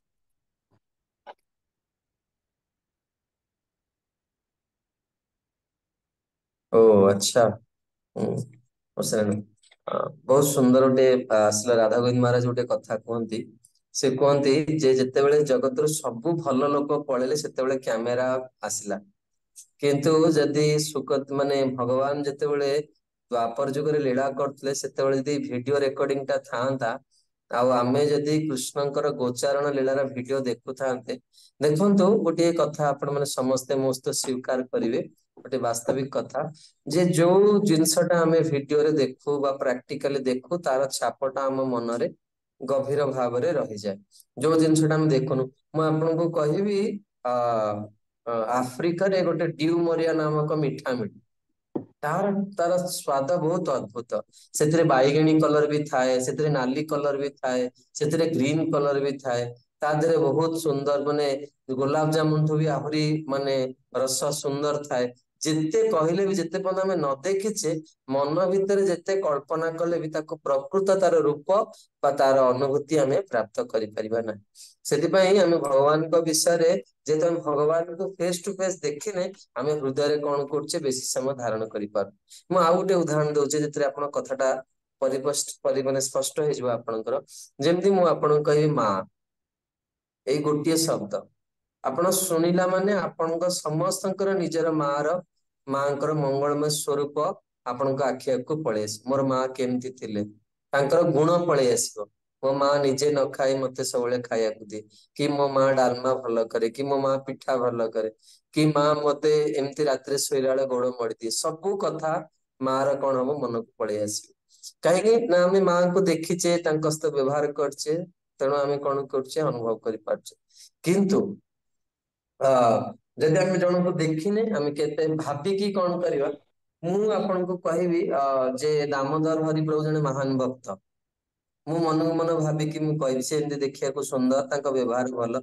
ଯେତେ ମୁଁ କହିବି ସେଟା କଣ ହବ ନା ପ୍ରକୃତରେ ସେଟା କଣ ହବ ଠିକ ଆସିବନି। କିନ୍ତୁ ତାଙ୍କ ସହିତ ଗୋଟିଏ ରୁମ ରେ ରହୁଥିବା ବା ତାଙ୍କର ପିତା ମାତା ବା ତାଙ୍କର ବନ୍ଧୁ ଯୋଉମାନେ, ସେମାନେ ଯେତେବେଳେ ତାଙ୍କ ବିଷୟରେ କହିବେ ସେ କଥାଟା କଣ ହବ ନା ହୃଦୟ ସ୍ପର୍ଶୀ ହେଇପାରିବ। ତେଣୁ ଭଗବାନଙ୍କର ନିଜ ଲୋକମାନେ ଆସିକି କଣ କରୁଛନ୍ତି, ଏଇ ଗାଥା ଗାଇଛନ୍ତି। ହଁ ଯେ ଆମର ପ୍ରଭୁ କିଭଳି। ତେଣୁ ତାକୁ ଯେତେବେଳେ ଆମେ ଶୁଣିବା ଆମ ଭିତରେ କଣ ହବ ନା ଗଭୀର ପ୍ରଭାବ ହବ। ଯେମିତି ମୁଁ ଏଇ ଯୋଉ ଉଦାହରଣ ଦେଲି, ବାସ୍ତବରେ ଭଗବାନଙ୍କ ପାଖରେ ଏଟା ପ୍ରଯୁଜ୍ୟ ନୁହେଁ। ଭଗବାନ କଣ କରନ୍ତି, ଆମ ପାଖରେ ଅଛନ୍ତି, ଭଗବାନ ଆମ ସହିତ ସବୁବେଳେ ଅଛନ୍ତି, କିନ୍ତୁ ଆମେ ଅଜ୍ଞାନତାରେ ବୁଡିଥିବା ଯୋଗୁ କଣ ହୁଏ ନା ତାକୁ ବୁଝି ପାରୁନେ। ଶ୍ରୀଲ ପ୍ରଭୁପାଦ ଶ୍ଵେତା ଉପନିଷଦରୁ ଗୋଟେ ବହୁତ ସୁନ୍ଦର କଥା କୁହନ୍ତି। କିଏ କହିପାରିବେ? ଭଗବତ ଗୀତାରେ ପ୍ରାୟ 7 ଥର ବିଭିନ୍ନ ଅଧ୍ୟାୟ ମାନଙ୍କରେ ଏଇ କଥାଟିକୁ ପ୍ରଭୁପାଦ ପରପଟରେ ଲେଖିଛନ୍ତି। ଯେ ଭଗବାନ କେମିତି ଆମ ସହିତ ଅଛନ୍ତି, ଗୋଟେ ବହୁତ ସୁନ୍ଦର ଉଦାହରଣ ଦେଇଛି। କାହାର ମନେ ଅଛି ଆପଣଙ୍କର ଗୀତା ସରିଲାଣି? ଭଗବାନ କେମିତି ଆମ ସହିତ ଅଛନ୍ତି, କିଏ ଟ୍ରାଏ କରନ୍ତୁ। ଶ୍ରୀମଦ୍ ଭାଗବତମରେ କହିଛନ୍ତି ଯେ ଭଗବାନ ପରମାତ୍ମା ରୂପରେ ଆମ ହୃଦୟ ପାଖରେ ଅଛନ୍ତି। ମାନେ ଗୋଟେ ବୃକ୍ଷରେ ଦୁଇଟି ପକ୍ଷୀ ସଦୃଶ ଅଛନ୍ତି ଭଗବାନ।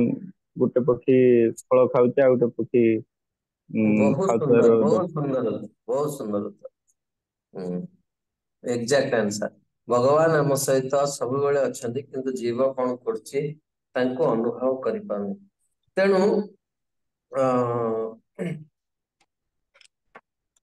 ବ୍ୟକ୍ତି କଣ କରିବ ନା ଭଗବାନଙ୍କ ଚରଣରେ ବା ଭଗବାନଙ୍କ ପାଖରେ ଯେତେବେଳେ ପ୍ରେମ ପୂର୍ଣ୍ଣ ସେବା ପ୍ରଦାନ କରିବ, ସେତେବେଳେ ସେ କଣ କରେ ଦିବ୍ୟ ସୁଖକୁ ସେ ପ୍ରାପ୍ତ କରିପାରିବ। ତେଣୁ ଆଉ ଏଇ ଯୋଉ ସେବାଟା କେତେବେଳେ ପ୍ରାପ୍ତ ହବ ନା ଜଣେ ଭକ୍ତଙ୍କର କୃପା ବଳରେ ଲାଭ କରାଯାଇପାରେ। ତେବେ ଅନେକ ଭକ୍ତ ମାନେ ଏଇ ଗ୍ରୁପ ରେ ଉତ୍ତର ଦେଲେ ଯେ ତାଙ୍କୁ ସେବା କରିବାକୁ ବହୁତ ଭଲ ଲାଗେ। ତେବେ ସେବା କେମିତି ଅତ୍ୟଧିକ ଫଳପ୍ରସୂ ହବ, ମୁଁ ଗୋଟେ ଉପାୟ ଆପଣଙ୍କୁ କହୁଛି। ଦେଖନ୍ତୁ, ସେବା ସବୁବେଳେ କଣ ହୁଏ ନା ଭକ୍ତଙ୍କର କୃପା ବଳରେ ଲାଭ କରାଯାଏ। ତେଣୁ ଯେକୌଣସି ସେବା, ଚାहे ବୁକ୍ ଡିଷ୍ଟ୍ରିବ୍ୟୁସନ ହଉ, ତୁଳସୀ ସେବା ହଉ, ଡିଟି କିଚେନ କ୍ଲିନିଂ ହଉ, ଡିଟି ରେ ରୋଷେଇ ହଉ, ଯେକୌଣସି, କାରଣ ରୋଷେଇ ସେବାରେ ପ୍ରାୟତଃ ସମସ୍ତେ ରାଧାରାଣୀଙ୍କୁ ପ୍ରାର୍ଥନା କରିକି ପଶନ୍ତି। ୟୁଜୁଆଲି ଯଦି ନ ପଶୁଥିବେ ତାହେଲେ ଅଲଗା କଥା। ଆମର ତ ଭୁବନେଶ୍ୱର କିଚେନ ରେ ବୋଧହୁଏ ମୋର ମନେ ଅଛି, ଏବେ ତ ନୂଆ ଯୋଉ କିଚେନ ହେଇଛି ମୁଁ ପଶିନି, କିନ୍ତୁ ପୁରୁଣା କିଚେନ ରେ ଆଗରୁ ଗୋଟେ ଶ୍ରୀମତୀ ରାଧାରାଣୀଙ୍କର ମନ୍ତ୍ର ଥିଲା। ସମସ୍ତେ ସେଇ ମନ୍ତ୍ରଟିକୁ ପଢିକି କିଚେନ ରେ ପ୍ରବେଶ କରୁଥିଲେ। ଏବେ କଣ ନିୟମ ହେଇଥିବ ମୁଁ ଜାଣିନି, କିନ୍ତୁ ପ୍ରାୟ କିଚେନ ରେ ଯୋଉମାନେ ରୋଷେଇ କରନ୍ତି ସେମାନେ ରାଧାରାଣୀଙ୍କୁ ପ୍ରାର୍ଥନା କରନ୍ତି।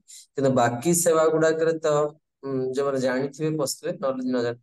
କିନ୍ତୁ ସେବା ଆରମ୍ଭ କରିବା ପୂର୍ବରୁ ଆପଣ କଣ କରିବା ଦରକାର, ନିଜର ଆଧ୍ୟାତ୍ମିକ ଗୁରୁ, ଏବଂ ଯଦି ଯେକୌଣସି ମନ୍ଦିରରେ ଆପଣ ସେବା କରୁଛନ୍ତି, ଧରନ୍ତୁ ଭୁବନେଶ୍ୱରରେ ସେବା କରୁଛନ୍ତି, ତ ରେସ୍ପେକ୍ଟିଭ ଗୁରୁ ସେଠି ଯିଏ ଅଛନ୍ତି, ଦେଖନ୍ତୁ ଗୁରୁ ତତ୍ଵ ଭିତରେ କେବେ ତଫାତ କରିବେନି। ଗୁରୁ ହଉଛି, ଗୁରୁ ଶବ୍ଦଟା ହଉଛି ଗୋଟେ ତତ୍ଵ, ଗୁରୁ ଗୋଟେ ବ୍ୟକ୍ତି ବିଶେଷ ନୁହେଁ। ଆମର ଇସ୍କନ କଣ ସାରା ଭାରତରେ ଏଇଥିପାଇଁ ଝଗଡା ଯେ ତୁମେ ଆମ ଗୁରୁଙ୍କୁ ଭଲ ପାଉନ, ସେ କହୁଛୁ ତୁମେ ଆମ ଗୁରୁଙ୍କୁ ଭଲ ପାଉନ, ତୁମେ ଆମ ଗୁରୁଙ୍କର ପ୍ରଣାମ ମନ୍ତ୍ର କହୁନ। ସେଥିଲାଗି ଇସ୍କନରେ କଣ କରାଯାଏ, କମନଲି ପ୍ରଭୁପାଦଙ୍କର ପ୍ରଣାମ ମନ୍ତ୍ର କୁହାଯାଏ। କିନ୍ତୁ ମନେ ରଖିଥିବେ, ଗୁରୁ ଗୋଟେ ତତ୍ଵ, ଗୁରୁ ବ୍ୟକ୍ତି ବିଶେଷ ନୁହେଁ। ଗୁରୁ ଭାରତୀୟ, ଆମେରିକା, ଇଂଲଣ୍ଡ ନୁହନ୍ତି। ଗୁରୁ ହଉଛି ଗୋଟେ ତତ୍ଵ। ତତ୍ଵ ମାନେ ବୁଝିପାରୁଛନ୍ତି, ପ୍ରିନ୍ସିପଲ। ହଁ, ଯେତେବେଳେ ଗୋଟେ ଶୁଦ୍ଧ ଜୀବ ନିକଟରେ ଈଶ୍ୱରଙ୍କର ଶକ୍ତିଟା କାର୍ଯ୍ୟ କରେ, ସେ ଗୁରୁର ରୋଲ ଟା ପ୍ଲେ କରେ। ସେ ନିଜେ ବି ଜାଣିପାରେନି ଯେ ସେ ଗୁରୁ। ଗୋଟେ ସୁନ୍ଦର ଉଦାହରଣ ଆପଣ ମାନଙ୍କୁ ଦେବି, ଆପଣ ମାନେ ବହୁତ ସୁନ୍ଦର ଲାଗିବ ଆପଣଙ୍କୁ ଏଇ ଚରିତ୍ରଟି। ଥରେ ପରମ ପୂଜ୍ୟ ଲୋକନାଥ ସ୍ୱାମୀ ଗୁରୁ ମହାରାଜ, ସେ ବମ୍ବେରେ ଯେତେବେଳେ ଥିଲେ, ସେ ହେଡ ପୂଜାରୀ ଥିଲେ। ତେଣୁ ରାସ ବିହାରୀଙ୍କର, ତେଣୁ ସେ ଜଣେ ବହୁତ ପ୍ରତିଷ୍ଠିତ ବ୍ୟକ୍ତିଙ୍କୁ ଡାକିକି ଆଣିଥିଲେ ଏବଂ ତାଙ୍କୁ ପ୍ରଭୁପାଦଙ୍କ ସହିତ ଭେଟିବା ପାଇଁ ଚାହୁଁଥିଲେ। ଏବଂ ସେ ଆସିଲା ପରେ ମନ୍ଦିର ଆସିକି ତାଙ୍କୁ ବହୁତ ଭଲ ଲାଗିଲା ରାସବିହାରୀଙ୍କୁ ଦେଖିକି, ଏବଂ ଧୀରେ ଧୀରେ ସେ ଜପ କରିବାକୁ ଆରମ୍ଭ କଲେ। ତାଙ୍କୁ ମନ୍ଦିର ପରିବେଶ ବହୁତ ଭଲ ଲାଗିଲା, ପ୍ରାୟ ସେ ଆସନ୍ତି।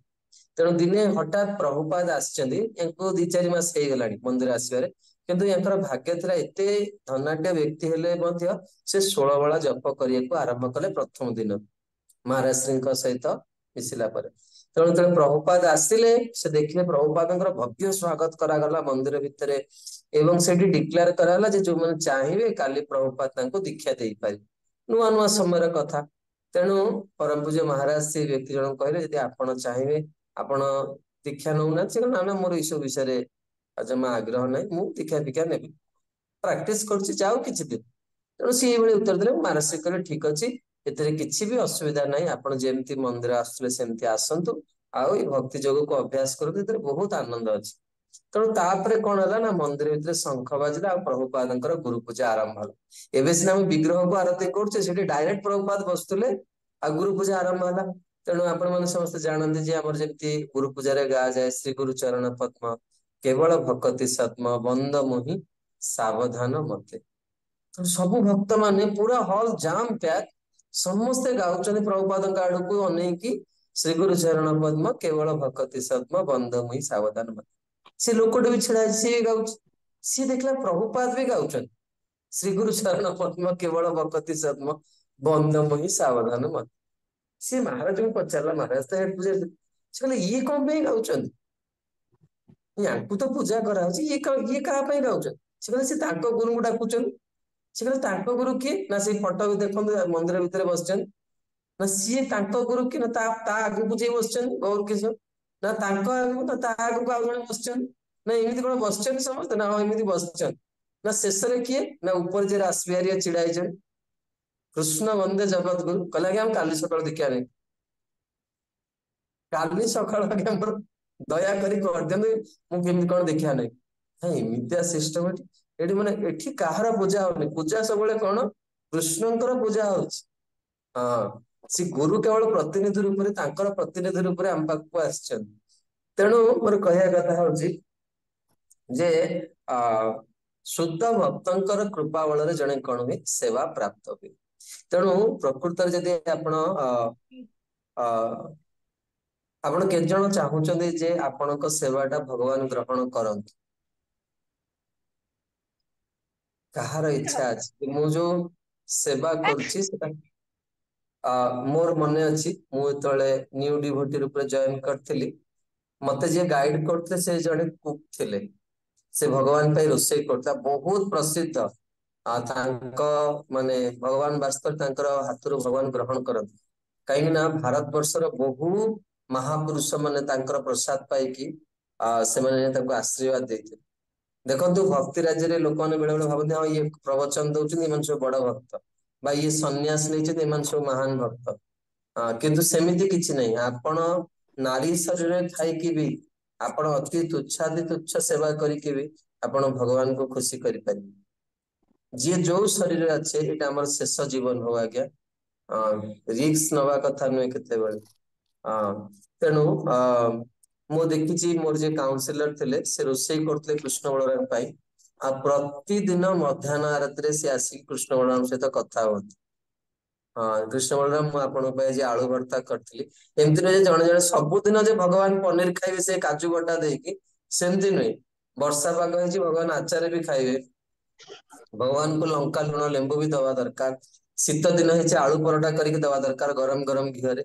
ତେଣୁ ଚେଞ୍ଜ ହବା ଦରକାର ଲାଇଫ। ଆଉ ସେ ପ୍ରତିଦିନ କଣ କରନ୍ତି ନା, ସବୁଦିନ ଚେଞ୍ଜ କରିକି ଭଗବାନଙ୍କୁ ଦିଅନ୍ତି। ଯଦିଓ ମନ୍ଦିରର ନିର୍ଦ୍ଦିଷ୍ଟ ନିୟମ ଥାଏ, ଯୋଉମାନେ ମାତାଜୀ କହିପାରିବେ ପ୍ରଭୁ ସେଇ ତ ଫିକ୍ସ ପରିବା, ସେଇ ପୋଟଳ ଆସିବ, ସେଇ ଭେଣ୍ଡି ଆସିବ, ସେଇ କଲରା ଆସିବ, ଆଉ ଆମକୁ ସେଇଟା କରିବାକୁ ପଡିବ। ନାଇଁ, ସେଇ ଜିନିଷରେ ବି ଆହୁରି ବହୁତ କିଛି ଜିନିଷ କରିହବ। ତେଣୁ ଏଇଟା କଣ କରେ ନା, ଆପଣଙ୍କର ଭକ୍ତି ଉପରେ ନିର୍ଭର କରୁଛି, ଆପଣ କେତେ ଭଲ ପାଉଛନ୍ତି ଆଉ କେତେ ଉନ୍ନତ ଭକ୍ତଙ୍କର ସଙ୍ଗ କରୁଛନ୍ତି ଆଉ କେତେ କଥା ଶୁଣୁଛନ୍ତି। ଜଣେ ନିଜ ସେବାକୁ କଣ କରିବା ଦରକାର, ତାକୁ ନିଜ ଜୀବନର ସର୍ବୋଚ୍ଚ ବୋଲି ଭାବିବା ଦରକାର, ଯେ ଭଗବାନ ମତେ ଏଇ ସେବାଟା ଦଉଛନ୍ତି, ଭଗବାନଙ୍କୁ ଖୁସି କରିବି। ମୁଁ ଥରେ ଗୀତା କ୍ଲାସରେ ଆପଣଙ୍କୁ ଗୋଟେ ଚରିତ୍ର କହିଥିଲି, ଆଇସ୍କ୍ରିମ ର ଚରିତ୍ର, ମନେ ଅଛି ଆପଣଙ୍କର? ମନେ ନାହିଁ। କଳିଯୁଗରେ ସ୍ମୃତି ବହୁତ କମ, ବହୁତ କମ।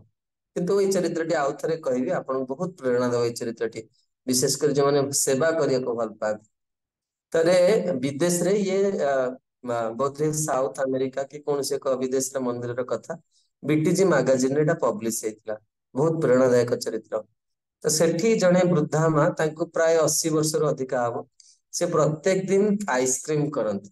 ଏବଂ ସେ ଗୋଟିଏ ଆଇଟମ ହିଁ ଜାଣିଛନ୍ତି, ସେ ଜଣେ ମା ଜଣେ, କିନ୍ତୁ କେବଳ ତାଙ୍କୁ ଆଇସ୍କ୍ରିମ ଆସେ, ଆଉ କୌଣସି ଜିନିଷ ସେ ତିଆରି କରିପାରନ୍ତି ଭଲ ଭାବରେ, ମାନେ ଯୋଉଟା ମାନେ ଭଗବାନଙ୍କୁ ସେବା ଯୋଗ୍ୟ। ତେଣୁ ସେ ଆଇସ୍କ୍ରିମ ବହୁତ ଫେମସ ତାଙ୍କର, ତାଙ୍କ ଆଇସ୍କ୍ରିମ। ଆଉ ସେଟା କେତେବେଳେ ଲାଗେ ଜାଣନ୍ତି? ଠାକୁର ସ୍ନାନ କଲା ପରେ ତାଙ୍କୁ ଆଇସ୍କ୍ରିମ ଭୋଗ ଲାଗେ, ମାନେ ଏଇ ଯୋଉ ଅର୍ଚ୍ଚନ ସମୟରେ ସେ ଆଇସ୍କ୍ରିମ ଟା ତାଙ୍କର ଭୋଗ ଲାଗେ। ତେଣୁ ଆମର ଇସ୍କନରେ ଡିଟି ୱାର୍ସିପ ମିନିଷ୍ଟ୍ରି ଅଛି, ଏବଂ ଡିଟି ୱାର୍ସିପ ମିନିଷ୍ଟ୍ରି ପ୍ରତି 10 ବର୍ଷରେ ସବୁ ମନ୍ଦିରକୁ ଯାଇ ଚେକ୍ କରିବ ଯେ ମନ୍ଦିରର ସେବାର ଷ୍ଟାଣ୍ଡାର୍ଡ କେମିତି, ଏଠି ଭୋଗ କେମିତି ଲାଗୁଛି, ଠିକ ସେ ମନ୍ତ୍ର ଉଚ୍ଚାରଣ ହଉଛି କି ନାହିଁ, ପୂଜାରୀ ମାନେ ଠିକ ସେ ତାଙ୍କର ଆଦର୍ଶ ମେଣ୍ଟେନ, ସବୁ ଜିନିଷ ଚେକ୍ ହୁଏ ଇସ୍କନରେ। ତେଣୁ ଯେତେବେଳେ ଡିଟି ୱାର୍ସିପ ମିନିଷ୍ଟ୍ରିର ଲୋକ ଗଲେ ସେଠିକି, ସେ ଯେତେବେଳେ ଶୁଣିଲେ ଯେ ଅର୍ଚ୍ଚନ ପରେ ଆଇସ୍କ୍ରିମ ଲାଗୁଛି, ସାଧାରଣତଃ ଭାବରେ କିଛି ସୁଇଟ୍ ଆଇଟମ ଲାଗେ, କୋଉଠି ଫ୍ରୁଟ୍ସ ଲାଗେ, ବା କୋଉଠି ଡ୍ରାଇ ଫ୍ରୁଟ୍ସ ଲାଗେ, ବା ଡ୍ରାଇ ସୁଇଟ୍ସ ଲାଗେ ଇସ୍କନରେ, କିନ୍ତୁ ସେଠି ଆଇସ୍କ୍ରିମ ଲାଗୁଛି। ସେ କହିଲେ ଦେଖନ୍ତୁ, ଭଗବାନ ଗାଧେଇକି ଆସିଛନ୍ତି, ହଠାତ୍ କି ଯଦି ଆଇସ୍କ୍ରିମ ଖାଇବେ ତାହେଲେ ତାଙ୍କୁ ଥଣ୍ଡା ହେଇଯିବ, ତେଣୁ ଏଇଟା ବନ୍ଦ କରିଦିଅ। ସର୍ବସମ୍ମତି କ୍ରମେ କଣ ହେଲା, ମିଟିଂ ରେ ପାସ୍ ହେଇଗଲା, ମନ୍ଦିରରେ କାଲିଠୁ ଆଉ ଆଇସ୍କ୍ରିମ ଲାଗିବନି। ପାସ୍ ହେଇଗଲା, ଡିଟି ୱାର୍ସିପ ମିନିଷ୍ଟ୍ରି ଆସିଲା, ଟେମ୍ପଲ ର ମ୍ୟାନେଜମେଣ୍ଟ ବସିଲା, ଅର୍ଥାତ ଏଇ ମାତାଜୀଙ୍କର କଣ ହେଲା, ଚିରଦିନ ପାଇଁ ସେବାଟା ବନ୍ଦ ହେଇଗଲା। ଆଉ ତାଙ୍କୁ ଏଇ ସେବା ଛଡା ଆଉ କିଛି ଆସେନି। ହଁ ନାଇଁ ଆଇସ୍କ୍ରିମ ଆସୁନି, ଯାଇକି ସେ ସବଜି କରିବେ କି ଆଉ କଣ କରିବେ, ତାଙ୍କୁ ତା ଛଡା ଆଉ କିଛି ଆସେନି। ତେଣୁ ତାଙ୍କୁ ବି ଜଣେଇ ଦିଆହେଲା ବିଦେଶ ମନ୍ଦିର ବହୁତ ରୁଲ୍ସ ରେଗୁଲେସନ କଡା। ତେଣୁ ସିଏ କଣ କଲେ ନା ସେଦିନ ତାଙ୍କୁ ଯେତେ ପ୍ରକାର ଆଇସ୍କ୍ରିମ ଭଲ ଜଣା ଥିଲା ସବୁ ପ୍ରକାର ଆଇସ୍କ୍ରିମ କଲେ ଏବଂ ସେ ବହୁତ ବହୁତ ବ୍ୟଥିତ ହେଇଗଲେ। କାରଣ ପ୍ରକୃତରେ ଯିଏ ଭଗବାନଙ୍କୁ ଭଲ ପାଇଥାଏ ତାର ଯଦି ସେବା ପଳାଏ ତାର ମୃତ୍ୟୁ ସହିତ ସମାନ। ସେବା ସୁମିରଣ ସାବଧାନ ଚିତ୍ତ ଲାଗେ ଚହୁଅର ସେବା ମାତ୍ରେ ଏକ ଜୀବାତ। ସେବା ହିଁ ଜୀବନ। ଯାହାର ସେବା ନାହିଁ ତାର ତାର ଜୀବନଟା ଗୋଟେ ଦରିଦ୍ର ଜୀବନ। ତେଣୁ ସବୁ ଭକ୍ତ ପ୍ରୟାସ କରିବା ଦରକାର ମନ୍ଦିରକୁ ଯାଇକି ମୁଁ କିଛି ନା କିଛି ସେବା କରିବି। ତେଣୁ ସେଇ ସେବା କରିକି ଆସିଛନ୍ତି ଏବଂ ତା ପରଦିନ ଯେତେବେଳେ ପୂଜାରୀ ମଙ୍ଗଳ ଆରତୀ ଯାଇକି ମଙ୍ଗଳ ଆରତୀ କଲେ ମଙ୍ଗଳ ଆରତୀ ପରେ ଆମର କଣ କରାଯାଏ ନା ବିଜୟ ବିଗ୍ରହ ମାନଙ୍କୁ ସବୁ ତଳକୁ ଅଣାଯାଏ। କଣ ପାଇଁ ନା ଠାକୁର ଅର୍ଚ୍ଚନା ହେବେ ଗାଧେଇବେ। ତେଣୁ ଶାଳଗ୍ରାମ ବି ଇସ୍କନରେ ଥାନ୍ତି ସବୁଠି। ସେ ଶାଳଗ୍ରାମ ଆସିଲା ବେଳକୁ ଯେତେବେଳେ ଶାଳଗ୍ରାମକୁ ତାଙ୍କ ସିଂହାସନରୁ ଅର୍ଚ୍ଚନ ଥାଳିକୁ କଢାଯାଏ ଦେଖିଲା ବେଳକୁ ଜଣେ ଶାଳଗ୍ରାମ ନାହାନ୍ତି। ତ ବଡ ଭୟଙ୍କର କଥା ଶାଳଗ୍ରାମ ଯଦି ହଜିଯିବେ ବହୁତ ଇନଅସ୍ପିସିୟସ୍ ବହୁତ ଅମଙ୍ଗଳଜନକ କଥା। କେମିତି କୁଆଡେ ଗଲେ ଆଉ ବିଦେଶୀ ମନ୍ଦିର ଆମର ଇସ୍କନରେ ଡିଟି ଭିତରେ ବହୁତ କଡା କଣ ଥାଏ କ୍ୟାମେରା ଲାଗିକି ଥାଏ। ତେଣୁ ସବୁ ଚେକ୍ କରାହେଲା କୋଉ ବି ଜଣା ପଡୁନି ଫୁଲ ଚେକ୍ କରାହେଲା ଡଷ୍ଟବିନ ଚେକ୍ କରାହେଲା ସବୁଆଡେ check inch Bai inch check କଲା ତଥାପି ମିଳୁନି। ତେଣୁ ସେ ପ୍ରେସିଡେଣ୍ଟ ଆସି କହିଲେ ଯେ ବର୍ତ୍ତମାନ ଆପଣ ଇସ୍କନ ନିୟମ ଠିକ 7ଟା ବାଜିଲେ 7:30 ବାଜିଲେ ମନ୍ଦିର ଖୋଲିବ ଶଙ୍ଖ ବାଜିବ। ତେଣୁ ସେ କହିଲେ ତୁମେ ଅର୍ଚ୍ଚନା ପ୍ରାରମ୍ଭ କର ଆମେ ଦେଖିବା ଆଉ କଣ କେମିତି କୋଉଠି ପଳେଇଲେ ଭୁଲ ବଶତଃ ଏମିତି ଭୁଲ ହେଇଗଲା। ସମସ୍ତଙ୍କର ମନ ଖରାପ। ତାପରେ ଅର୍ଚ୍ଚନା ପରେ କଣ ଯୋଉ ଆସିଷ୍ଟାଣ୍ଟ ଥିବେ ସବୁ ଏକ୍ସଟ୍ରା ପୂଜାରୀ ଥାନ୍ତି ସେମାନେ ଯାଇ କଣ କରିବେ ଏପଟେ ଠାକୁର ଗାଧେଇଲା ବେଳକୁ ଭୋଗ ପ୍ଲେଟ ରେଡି ହବ। ତୁଳସୀ ପକେଇବେ ପାଣି ଗ୍ଲାସ ରେଡି କରିବେ ଆସନ ପକେଇବେ ରୁମାଲ ନେଇକି ଥୋଇବେ ଫୁଲ ପ୍ଲେଟ ନେଇକି ଥୋଇବେ ଭୋଗ ଲାଗିବ। ଭୋଗ ଲାଗିବା ପାଇଁ ସେ ଆଇସ୍କ୍ରିମ କାଢିଲା ବେଳକୁ ତା ଭିତରେ ଯୋଉ ଦାମୋଦର ଶିଳା ଥିଲେ ସେ ଯାଇକି ସେ ଆଇସ୍କ୍ରିମ ଉପରେ ବସିଛନ୍ତି। ହଁ ସେମାନେ ପୁରା ଭିଡିଓ ସବୁ ଚେକ୍ କଲେ ଯେ ଇଏ କାଳେ ମାତାଜୀ ଏମିତି କରିଥିବେ କଣ କିଛି ନାହିଁ। ଭଗବାନଙ୍କୁ ତାଙ୍କର ଆଇସ୍କ୍ରିମ ଏତେ ଭଲ ଲାଗେ ଏବଂ ସୌଭାଗ୍ୟବଶତଃ ସେଇ ଡିଟି ୱାର୍ଶିପ ମିନିଷ୍ଟ୍ରିର ଯିଏ ଯାଇଥିଲେ ଚେକ୍ କରିବା ପାଇଁ ତାଙ୍କରି ଆଗରେ ଯେତେବେଳେ ଫ୍ରିଜ ଖୋଲା ହେଇଛି ସେଇ ସମୟରେ ସେ ଶାଳଗ୍ରାମ ଯାଇ ସେଠି ବସିଛନ୍ତି। ଆଉ ସମସ୍ତଙ୍କ ହୃଦୟରେ ଭାବନା ସେ ମାତାଜୀ କଣ କରୁଛନ୍ତି ବାହାରେ କାନ୍ଦୁଛନ୍ତି ଯେ ତାଙ୍କର ସେବା ପଳେଇଛି ବୋଲି ଭଗବାନ ଯାଇ ସେ ଆଇସ୍କ୍ରିମ ଉପରେ ବସିଛନ୍ତି। ତେଣୁ ସର୍ବସମ୍ମତି କ୍ରମେ ଜନନିବାସ ପ୍ରଭୁ ସବୁ ଆଚାର୍ଯ୍ୟ ମାନେ ସ୍ୱୀକାର କରାହେଲେ ଯେ ସେଇ ମନ୍ଦିରରେ ତାଙ୍କର ଅର୍ଚ୍ଚନା ପରେ ଆଇସ୍କ୍ରିମ ହିଁ ଲାଗେ। କାହିଁକି ନା ଦେଖନ୍ତୁ ଭଗବାନ ବିଧି ଦ୍ଵାରା ବନ୍ଧା କିନ୍ତୁ ଯୋଉଠି ପ୍ରୀତି ଆସେ ନା ଭଗବାନ ସବୁ ବନ୍ଧନକୁ କାଟିକି ଭଗବାନ ପ୍ରୀତି ଭକ୍ତି ବସ ମାଧବ। ଭକ୍ତିରେ ଭଗବାନ ବିକ୍ରି ହେଇଛି। ତେଣୁ ସବୁବେଳେ ଏଇ ସବୁ ଚରିତ୍ର ଗୁଡିକୁ ମନରେ ରଖିବେ। ଆଉ ମୋର ମନେ ଅଛି ମୁଁ ଯେତେବେଳେ ପ୍ରଥମେ ବ୍ରାହ୍ମଣ ଦୀକ୍ଷା ନେଇଥିଲି ମୋର ସେ କାଉନସିଲର ଯିଏ ସେ ସବୁବେଳେ ଭୁବନେଶ୍ୱରରେ କୃଷ୍ଣ ବଳରାମ ସହିତ କଥା ହନ୍ତି। କୃଷ୍ଣ ବଳରାମ ଆଜି ମୁଁ ତମ ପାଇଁ ଆଳୁ ଭର୍ତ୍ତା କରିଥିଲି ଆପଣଙ୍କୁ କେମିତି ଲାଗିଲା କୁହନ୍ତୁ। ସେ କଥା ହନ୍ତି ସେ ମତେ ପ୍ରଥମ ଦିନ କହିଥିଲେ ଯେ ତୁମେ ଭୋଗ ଲଗାଅ ମୁଁ ଦେଖିବି ଭଗବାନ ତୁମ ହାତରୁ ଖାଉଛନ୍ତି ନା ନାଇଁ। ମୁଁ ପୁରା ଥରି ଯାଇଥିଲି ତାଙ୍କ କଥା ଶୁଣିକି ଯେ ପ୍ରକୃତରେ ଯଦି ଭଗବାନ ନ ଖାଇବେ ଆମ ହାତରୁ କଣ ଖାଇବେ। ମୁଁ ସବୁବେଳେ ଗୋଟେ କଥା ଚିନ୍ତା କରେ ଯେ ଆମେ ସମସ୍ତେ ଭକ୍ତ ଆମେ ପ୍ରାକ୍ଟିକାଲ ଲାଇଫରେ ବିଶ୍ଵାସ କରୁ ଆଉ ଯୋଉମାନେ ଗୃହସ୍ଥ ଆଶ୍ରମରେ ଅଛନ୍ତି ସେମାନେ ପରିବାର ଚଳେଇବା ପାଇଁ କେତେ କଷ୍ଟ କରନ୍ତି କାରଣ ଯୋଉମାନେ ଇସ୍କନ ଗୃହସ୍ଥ ସେମାନଙ୍କୁ ବହୁତ ଅର୍ଥର ଆବଶ୍ୟକ ହୁଏ। କାରଣ ଘରେ ଯଦି ଆପଣ ଏକାଦଶୀ ପ୍ରସାଦ କରିବେ ଆଟଲିଷ୍ଟ 300-400 ରୁ କମ ହେଲେ ଆପଣ କରିପାରିବେନି। ଗୋଟେ ଦିନର କଥା କହୁଛି ଗୋଟେ ଟାଇମ ର କାରଣ ବହୁତ କିଛି ଆବଶ୍ୟକ ହୁଏ ପୁଣି ମନ୍ଦିରରେ ଡୋନେସନ ଦବାକୁ ହୁଏ ନିଜର ଖର୍ଚ୍ଚ ରହିଛି ପ୍ରାକ୍ଟିକାଲ ଲାଇଫରେ ରହିଛି କିନ୍ତୁ ମନେ ରଖିଥିବେ ଏଇ ଅର୍ଥଟା ଆମକୁ କେବେ ପରମାର୍ଥ ଦିଗରେ ସାହାଯ୍ୟ କରିବନି। ବୁଝିପାରୁଛନ୍ତି ଯଦି ଆପଣଙ୍କର ଭାବ ଟା ଠିକ ନାହିଁ ଆପଣଙ୍କ ପାଖରେ 1,000,000 ଥାଉ କିନ୍ତୁ ତାହାକୁ ଆପଣ ସଦୁପଯୋଗ କରିପାରିବେ। ମୋର ଜୀବନରେ ଗୋଟେ ଅନୁଭୂତି ମୁଁ ଆପଣଙ୍କୁ କହୁଛି ମୋର ସ୍ୱଭାବ ଟିକେ ଭିନ୍ନ। ମୁଁ ବହୁତ ବର୍ଷ ତଳେ ଆମର ଏଇଠି ପଶ୍ଚିମ ଓଡିଶାର ଜଣେ ମା ଆମେ ଯାଇଥିଲୁ ଗୋଟେ ପିକନିକରେ ନୃସିଂହନାଥ ସେଇଠି ବାଟରେ ଗଲା ବେଳକୁ ଜଣେ ଭକ୍ତଙ୍କ ଘରେ ଆମର ଗାଡି ରହିଲା ସେ ଅପେକ୍ଷା କରିଥିଲେ ଭକ୍ତ ମାନଙ୍କୁ ସ୍ଵାଗତ କରିବା ପାଇଁ। ଆମେ ପ୍ରାୟ 50ରୁ 60 ଜଣ ଭକ୍ତ ଯାଇଥିଲୁ ସେଠିକି ଆଉ ଆମେ ଗଲା ବେଳକୁ ଗୋଟେ ଚାଳ ଘର କରି ଇଏ କିଏ ଗୃହସ୍ଥ ଭକ୍ତ ବୋଧହୁଏ ମୁଁ ଜାଣିନି ସେ କୋଉ ଗୁରୁଙ୍କର ଶିଷ୍ୟା କି କଣ। ଜଣେ ନାରୀ ତାଙ୍କର ସ୍ଵାମୀ ନାହାନ୍ତି ତାଙ୍କର ଗୋଟିଏ ଝିଅ ସେ ଘରେ ଆଉ କେହି ନାହାନ୍ତି ଆଉ ସେ ଘରଟା ପୁରା ଚାଳ ଘର ମାନେ ତା ଭିତରେ ବସି ବି ହବନି କିନ୍ତୁ ସବୁ ଭକ୍ତ ମାନଙ୍କ ମନରେ ଉତ୍ସାହ ମୁଁ ତାଙ୍କୁ କେବେ ଦେଖିନି ମୁଁ ଜାଣିନି କିନ୍ତୁ ତାଙ୍କ ଠାକୁର ଘରଟା ବହୁତ ସୁନ୍ଦର ଘରେ ଗୋଟେ ମସିଣା ବି ନାହିଁ ଭକ୍ତ ମାନଙ୍କୁ ବସିବାକୁ ଦବା ଏଭଳି ପରିସ୍ଥିତି କିନ୍ତୁ ସିଏ ଏତେ ଉତ୍ସାହ ତାଙ୍କୁ ସେ ସବୁ ଭକ୍ତ ମାନଙ୍କୁ ଦେଖି ପୁରା ଗଦଗଦ ହେଇଯାଉଥାନ୍ତି ସେ ମା ଯିଏ ବହୁତ ମାନେ ବୃଦ୍ଧା ମାନେ ବୟସ୍କ ମା ଜଣେ ଆଉ ତାଙ୍କ ଝିଅ ବିବାହ ହେଇନଥିଲେ ସେ ସମୟ କଥା କହୁଛି ଘରେ ଜଗନ୍ନାଥ ବଳଦେବ ସୁଭଦ୍ରା ଥିଲେ ଜଗନ୍ନାଥ 3ଟା ଫୁଲମାଳ ପିନ୍ଧିଥିଲେ ହଁ ସେଦିନ ଠାକୁର ଘରେ କିଛି ଜିନିଷ ନାହିଁ ଠାକୁର ଘରଟା କିନ୍ତୁ ବହୁତ ସୁନ୍ଦର ଆଉ ତାଙ୍କ ତୁଳସୀ ମହାରାଣୀ ବିଶାଳ ତୁଳସୀ ବୃକ୍ଷ ଆଉ ଗୃହସ୍ଥର ଘରୁ ଜଣା ପଡେ ଯେ ତାର ଭକ୍ତି କେମିତି ଅଛି ତା ତୁଳସୀ କେତେ ସୁନ୍ଦର ତୁଳସୀ ଜଣେଇ ଦେବେ ଯେ ଆପଣଙ୍କର ଭକ୍ତି କେତେ ସୁନ୍ଦର ଅଛି ତେଣୁ ମୁଁ ତ ଭାବିଲି ତ ସବୁ ଭକ୍ତିର ଲକ୍ଷଣ ଏବଂ ଆପଣ ବିଶ୍ୱାସ କରିପାରିବେନି ମୁଁ ଶବ୍ଦରେ ବ୍ୟକ୍ତ କରିପାରୁନି 60 ଜଣ ଭକ୍ତ ଯାଇଥିଲେ ଯଦି 3-4 ଜଣ ଭକ୍ତ ପଳେଇବେ ନା ଯୋଉ ମା ମାନେ ଘରେ ଡାକୁଥିବେ ଭକ୍ତଙ୍କୁ ଖାଇବାକୁ ଦବାକୁ ତାଙ୍କ ମୁଣ୍ଡ ବିନ୍ଧିଯିବ ଭକ୍ତ ମାନେ ଆସିନି କିଏ ଯଦି କହୁଥିବ ମୁଁ ଭେଣ୍ଡି ଭଜା ଖାଇବି ଆଉ ଜଣେ କହୁଥିବ ମୁଁ ମାନେ ଯୋଉ ଲଙ୍କା ମାନେ ଛାଣିକି ମତେ ଦିଅ ଆଉ ଜଣେ କହୁଥିବ ତୁ ରସଗୋଲା କଲୁନି କଣ କଲ ମାତାଜୀ ମତେ ଖାଇବାକୁ ଡାକି ପୁରା ମୁଣ୍ଡ ବିନ୍ଧା 60 ଜଣ ଭକ୍ତ ଯାଇଥିଲୁ ଘରେ ଟଙ୍କାଟେ ନାହିଁ ତାଙ୍କର ମୁଁ ସେ ଲେମ୍ବୁ ପାଣି କରିଥିଲି ଲେମ୍ବୁ ସରବତ କରିଥିଲେ ସମସ୍ତଙ୍କ ପାଇଁ ମୋର ଜୀବନରେ ମୁଁ ଆଜି ପର୍ଯ୍ୟନ୍ତ ସେମିତି ଲେମ୍ବୁ ସରବତ କେବେ ବି ପାଇନି ଏତେ ପ୍ରୀତି ଥିଲା ଏତେ ପ୍ରୀତି ସେଥିଲାଗି ମନେ ରଖିଥିବେ ଭଗବାନଙ୍କୁ ଧନ ଦ୍ଵାରା କେବେ ହେଲେ କଣ ହୁଏ ଖୁସି କରାଯାଏ ଆପଣଙ୍କ ପାଖରେ ଧନ ନଥାଉ କିନ୍ତୁ ଆପଣଙ୍କ ପାଖରେ ଯଦି ଗୋଟେ ଭଲ ହୃଦୟ ଅଛି ନା ଆପଣ ସବୁ ସାଧୁଗୁରୁ ସବୁ ଭଗବାନ ଆପଣଙ୍କ ଉପରେ ବହୁତ ଖୁସି ହେଇଯିବେ ମୁଁ ଆଉ ଗୋଟେ ଚରିତ୍ର କହୁଛି ସେ ହଉଛନ୍ତି ପରମ ପୂଜ୍ୟ ତମାଳ କୃଷ୍ଣ ଦାସ ଗୋସ୍ୱାମୀ ମହାରାଜଙ୍କର ଶିଷ୍ୟ ତେଣୁ ତାଙ୍କ ଘରେ ସେ ରୁହନ୍ତି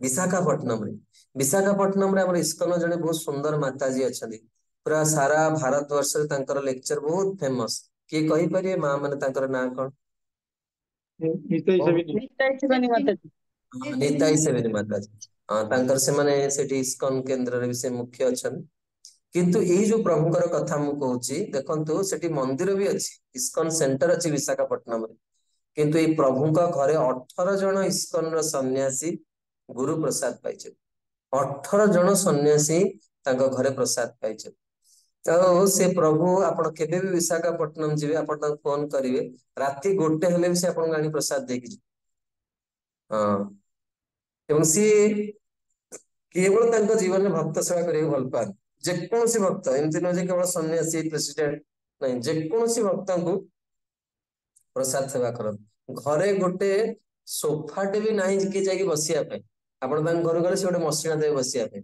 କିନ୍ତୁ ଏତିକି ଭକ୍ତଙ୍କୁ ସେ ପ୍ରସାଦ ଦେଇକି ଯାଇଛି ତେଣୁ ମୋର କହିବା କଥା ହଉଛି ହୃଦୟରେ ଭାବ ଥିବା ଦରକାର ସେବା କରିବା ପାଇଁ ଦେଖନ୍ତୁ ଆମମାନେ କୃଷ୍ଣ ଭାବନାମୃତ ଆନ୍ଦୋଳନ ସଦସ୍ୟ କୋର୍ସ ତ ନିଶ୍ଚିତ ସରିଯିବ ଯଦି ଆମେ କିଛି ମୂଲ୍ୟବୋଧ ଶିକ୍ଷା ନ କରି ପାରିଲେ ଆଧ୍ୟାତ୍ମିକତାର କିଛି ଭାବ ଶିକ୍ଷା ତାହେଲେ ଏଇଟା ତ କେବଳ ଗୋଟେ କାଗଜ ପିସ୍ ଅଫ ପେପର ତେଣୁ ଆସନ୍ତୁ ଆମମାନେ ଏଇ ଭକ୍ତି ରସାମୃତ ସିନ୍ଧୁ ଆମେ ସିନ୍ଧୁ ଭିତରେ ବୁଡିବା ଯଦି ଆମର ଭକ୍ତିଟା ନ ବଢିଲା ଭଗବାନ ପ୍ରତି କୃଷ୍ଣ ବଳରାମ ପ୍ରତି ତାହେଲେ ଆମେ କଣ ବୈଷ୍ଣବ ମାନଙ୍କ ପ୍ରତି ତାହେଲେ କଣ ଶିକ୍ଷା କରିବା ତେବେ ମୁଁ କହୁଥିଲି ସେବା ଆରମ୍ଭ କରିବା ପୂର୍ବରୁ ଗୁରୁ ବର୍ଗଙ୍କୁ ପ୍ରଣାମ କରିବି ଏବଂ ସେବା ସାରି ସାରିଲା ପରେ ପ୍ରଚାର କରୁଛନ୍ତି ସରିଲା ପରେ ଆସିକି ଗୁରୁଙ୍କୁ ପ୍ରଣାମ କରିବେ ଆପଣ ଦେଖିବେ ଆପଣ କେତେ ଶୀଘ୍ର ଭକ୍ତିରେ ଅଗ୍ରଗତି ହଉଛି ସବୁଦିନ ସେବାଟା ବଢିବ ଆପଣ କେବେ ଦେଖିବେ ବହୁତ ଭକ୍ତ ମାନଙ୍କଠୁ ଆପଣ ଶୁଣିଥିବେ ମୁଁ ନୂଆ ନୂଆ ଆସିଲା ବେଳେ ମୋର ବହୁତ ଶ୍ରଦ୍ଧା ଥିଲା ବୈଷ୍ଣବ ମାନଙ୍କ ପ୍ରତି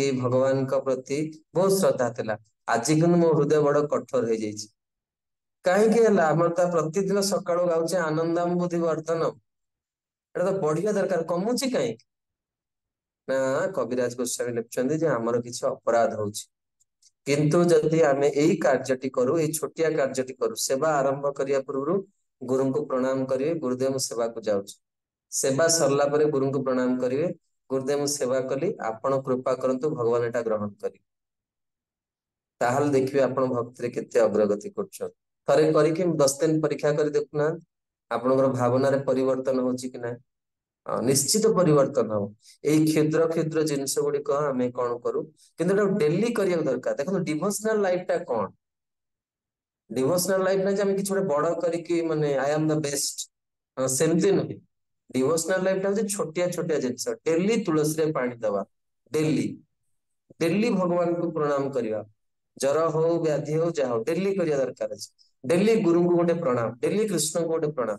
ଏଇଟା ଆମକୁ ଜୀବନ ଶେଷ ପର୍ଯ୍ୟନ୍ତ, ଭକ୍ତି ଜୀବନଟା ଗୋଟେ ବହୁତ ଆଡମ୍ବର ବା ଲୋକ ଦେଖାଣିଆ ଜିନିଷ ନୁହେଁ। ଭକ୍ତିଟା ଗୋଟେ ହୃଦୟର ଜିନିଷ, ଯାହା ଆମର ପ୍ରଭୁ ତାକୁ ସ୍ୱୀକାର କରନ୍ତି।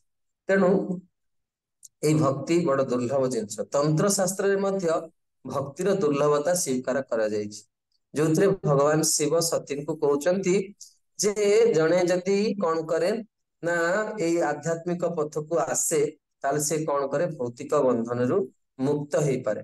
ଭଗବାନ ଦେବୀଙ୍କୁ କହୁଛନ୍ତି ଯେ ଜଣେ ଜୀବନରେ ଭୌତିକ ସୁଖ ପୂର୍ଣ୍ଣ ମାତ୍ରାରେ ଉପଭୋଗ କରିପାରେ, କିନ୍ତୁ ଭଗବାନଙ୍କର ସେବା ତାକୁ ମିଳେନି। ସହସ୍ର ଜନ୍ମ ଯଦି ଏଇ ପ୍ରଣାଳୀରେ ଉଦ୍ୟମ କରେ, ତଥାପି ସେ ଲାଭ କରିପାରେନି। ଏଠୁ ବୁଝିବାକୁ ପଡିବ, ଏଟା ଦେଖନ୍ତୁ ଭଗବାନ ଶିବଜୀ ଉମାଙ୍କୁ କହୁଛନ୍ତି ଆମମାନେ ପୂର୍ବ ଜନ୍ମରେ ବହୁ ବାର ପ୍ରୟାସ କରିଛେ, ଆଉ ଏଇ ଜୀବନରେ ଭଗବାନଙ୍କର ସେବା ମିଳିଛି। ତେଣୁ ୟାକୁ ଯିଏ ଯାହାକୁ ଯୋଉ ସେବା ମିଳିଛି, ଛୋଟିଆ ସେବାଟେ ହଉ ପଛେ, ସେବା କେବେ ଛାଡିବା କଥା ନୁହେଁ। ପ୍ରୟାସ କରିବା ଦରକାର। ନିଜର ଯେତେ ବୁଦ୍ଧି କୌଶଳ ଆପଣଙ୍କୁ ଦେଇଛନ୍ତି, ଆପଣ ତାହା ଖର୍ଚ୍ଚ କରିକି କଣ କରିବା ଦରକାର, ନିଜର ଆଧ୍ୟାତ୍ମିକ ଗୁରୁ ପ୍ରଭୁପାଦକୁ ଖୁସି କରିବା ଦରକାର, ସନ୍ତୁଷ୍ଟ କରିବା ଦରକାର। ଆଉ ଯସ୍ୟ ପ୍ରସାଦାତ୍ ଭଗବତ ପ୍ରସାଦ, ସେମାନେ ଯଦି ଖୁସି ହେଲେ, ମନେ ରଖନ୍ତୁ ଜାଣିଛନ୍ତି ନା, ଯଦି ଭଗବାନ ଆପଣଙ୍କୁ ମିଳିବାର ଥିବ ତା ପୂର୍ବରୁ ସବୁ ବୈଷ୍ଣବ ମାନେ ଆପଣଙ୍କ ଉପରେ ଖୁସି ହେଇଯାଇଥିବେ। ସମସ୍ତେ କହୁଥିବେ କାଳିନ୍ଦୀ ମାତା ଜଣେ ବହୁତ ସୁନ୍ଦର ଭକ୍ତ, ସମସ୍ତେ କହିବେ। ତାପରେ ଜାଣିପାରିବେ ଯେ ୟା ପରେ ଗୁରୁ କହିବେ, ହଁ ତାପରେ ପରମ ଗୁରୁ କହିବେ ସ୍ୱପ୍ନରେ ଆସି, କହିବେ ହଁ ମା ବହୁତ ସୁନ୍ଦର। ହଁ ତାପରେ ମହାପ୍ରଭୁ କି ନିତ୍ୟାନନ୍ଦ ପ୍ରଭୁ ଆସି କହିବେ। ତାପରେ ତ ଶେଷ ହେନ ନିତାଇ ବିନେ ଭାଇ, ରାଧା କୃଷ୍ଣ ପାଇତେ ନାଇ, ଦୃଢ କରି ଧର ନିତାଇର ପାଏ। ତେଣୁ ଏଇ ସୌଭାଗ୍ୟକୁ ମନରେ ଗୋଟେ ଆଶା ସଞ୍ଚାର, ଆଶାର ଲତା କଣ ହବ ସଞ୍ଚାର ହବା ଦରକାର। ତେଣୁ ଏଠି କହୁଛନ୍ତି, ପ୍ରହ୍ଲାଦ ମହାରାଜ କହୁଛନ୍ତି ଯେ ଯୋଉମାନେ କଣ କରନ୍ତି, ବ୍ୟକ୍ତିଗତ ଉଦ୍ୟମ କରନ୍ତି, ସେମାନେ କଣ କରନ୍ତି ଭକ୍ତି ଲାଭ କରିପାରନ୍ତି। ସେଥିଲାଗି ଆମର ଗୋଟେ କଥା କୁହାଯାଏ ନା, ଆପଣ ମାନେ ସମସ୍ତେ ଶୁଣିଥିବେ, ନିଜ ଚେଷ୍ଟା ବଳ ପ୍ରତି ଭରସା ଛାଡିଆ, ତୁମାର ଚରଣେ ଅଛି, କୁହନ୍ତୁ କିଏ ତାପର ପଦ କଣ, ନିର୍ଭର କରିଆ। ମୁଁ ନିଜ ଚେଷ୍ଟା ଯୋଗ୍ୟତା ସବୁ ଉପରେ ଭରସା ଛାଡିଦେଲି। ଭଗବାନ ଦ୍ରୌପଦୀଙ୍କ କେସରେ ଦେଖେଇଲେ 5 ଜଣ ସ୍ୱାମୀ, ଆମର ତ ଗୋଟେ ସ୍ୱାମୀ। ଜଣେ ଧର୍ମ, ଜଣେ ଶରୀର, ଜଣେ ବୁଦ୍ଧି, ସବୁ ପ୍ରକାର ବଳ ଥାଇକି ସେ ହାରିଗଲେ। ଆଉ ଆମର ଏଇ ଯୋଉ ଜଗତରେ ସ୍ୱାମୀ, ସିଏ ଆମକୁ ସୁରକ୍ଷା ଦେବେ? ତେଣୁ ଆମକୁ କଣ କରିବାକୁ ପଡିବ, ସବୁବେଳେ ଭଗବାନଙ୍କ ଉପରେ ଭରସା ରଖିବାକୁ ପଡିବ। ଆଉ ଜଣେ କେତେବେଳେ ଭଗବାନଙ୍କୁ ପାଇପାରେ, ଭଗବାନଙ୍କର ଆଶୀର୍ବାଦ ନା ଯେତେବେଳେ ଭୌତିକ କାମନା ବାସନାରୁ ସମ୍ପୂର୍ଣ୍ଣ ରୂପରେ ମୁକ୍ତ ହେଇକି ଶୁଦ୍ଧ ଭକ୍ତଙ୍କର ପାଦ ପଦ୍ମର ଧୂଳି ରୂପକ ଆଶୀର୍ବାଦ ସେ ଅଭିଳାଷ କରେ, ସେ ଭଗବାନଙ୍କୁ ସନ୍ତୁଷ୍ଟ କରିପାରେ। ହଁ, ଭୌତିକ କାମନା ବାସନାରୁ ମୁକ୍ତ ହବା କେତେ ବଡ କଷ୍ଟକର କଥା କହିଲେ। ହଁ, କିନ୍ତୁ ପ୍ରଭୁପାଦ ନା ଆମକୁ ନିରାଶ କରିନାହାନ୍ତି। ଆଧ୍ୟାତ୍ମିକ ଜୀବନଟା ନିରାଶର ପଥ ନୁହେଁ, ଏଟା କଣ ଆଶାର ପଥ। ଗୋଟେ ବଡ ଆଶା ଆମେ କରିଛେ। ପ୍ରଭୁପାଦ ଲେଖିଛନ୍ତି, ପ୍ରଭୁପାଦ ଯେତେବେଳେ ହାର୍ଟ ଆଟାକ ହେଇଛି, ପ୍ରଭୁପାଦ ଗୋଟେ ଭଜନ ଲେଖିଛନ୍ତି। ପ୍ରଭୁପାଦ ଲେଖିଛନ୍ତି, ବଡ ଆଶା, ସେଥିରେ ଗୋଟେ ପଦ ଅଛି, ବଡ ଆଶା ଡାକିଲାମ ତାଇ। ପ୍ରଭୁ ଆପଣ ମତେ ଦୟା କଲେ, ମୋ ମନରେ ଏଇ ଆଶା ଲତାକୁ ପୁଷ୍ଟ କଲେ, ଯାହା ଫଳରେ ମୁଁ ଆଜି ଆପଣଙ୍କୁ ଡାକି ପାରୁଛି। ଆମେ ଯୋଉ ଭଗବାନଙ୍କୁ ପ୍ରଣାମ କରୁଛୁ, ଏଥିରେ ଭଗବାନଙ୍କର କୃପା ଅଛି, ହଁ କି ନା? ଭଗବାନ କୃପା କରୁଛନ୍ତି ବୋଲି ମନଟା ତାଙ୍କ ପାଖକୁ ଯାଉଛି, ନହେଲେ ଆମରି ଘର ଭିତରେ, ସେଇ ଘର ଭିତରେ ଆହୁରି ଅନେକ ସଦସ୍ୟ ଅଛନ୍ତି। ଆପଣ ଦେଖିବେ ଆପଣଙ୍କର ଘର ଭିତରେ ଅନେକ ସଦସ୍ୟ ଅଛନ୍ତି ଯୋଉମାନେ ଭଗବାନଙ୍କର ଭକ୍ତି କରିବାକୁ ଜମା ଭଲ ପାଉନାହାନ୍ତି।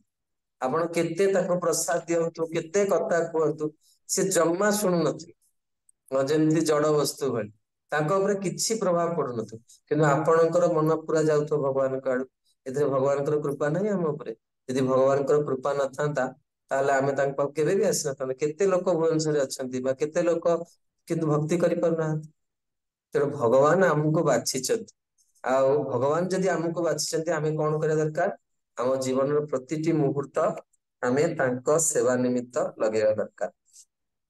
ତେଣୁ ଶୁଦ୍ଧ ଭକ୍ତି ବଡ ଦୁର୍ଲଭ। ଯୁଧିଷ୍ଠିର ମହାରାଜଙ୍କୁ ନାରଦ ମୁନି କହିଛନ୍ତି ଯେ ବାସ୍ତବରେ ଭଗବାନ ମୁକୁନ୍ଦ ହଉଛନ୍ତି ତୁମର ସବୁବେଳେ କଣ ଚିରନ୍ତନ ରକ୍ଷା କର୍ତ୍ତା। ତେଣୁ ଏକମାତ୍ର ପୂଜାର ଯୋଗ୍ୟ ହଉଛନ୍ତି ଭଗବାନ। ତେଣୁ ଆପଣ କଣ କରିବା ଦରକାର? ଭଗବାନଙ୍କର ସେବା ନିମିତ୍ତ ଆପଣ ନିଜ ଜୀବନକୁ ଉତ୍ସର୍ଗ କରିବା ଦରକାର। ଆଉ ଭଗବାନଙ୍କର ଯିଏ ସେବା କରନ୍ତି ସେମାନେ ମୁକ୍ତି ପଥର ପଥିକ ହେଇଯାଆନ୍ତି।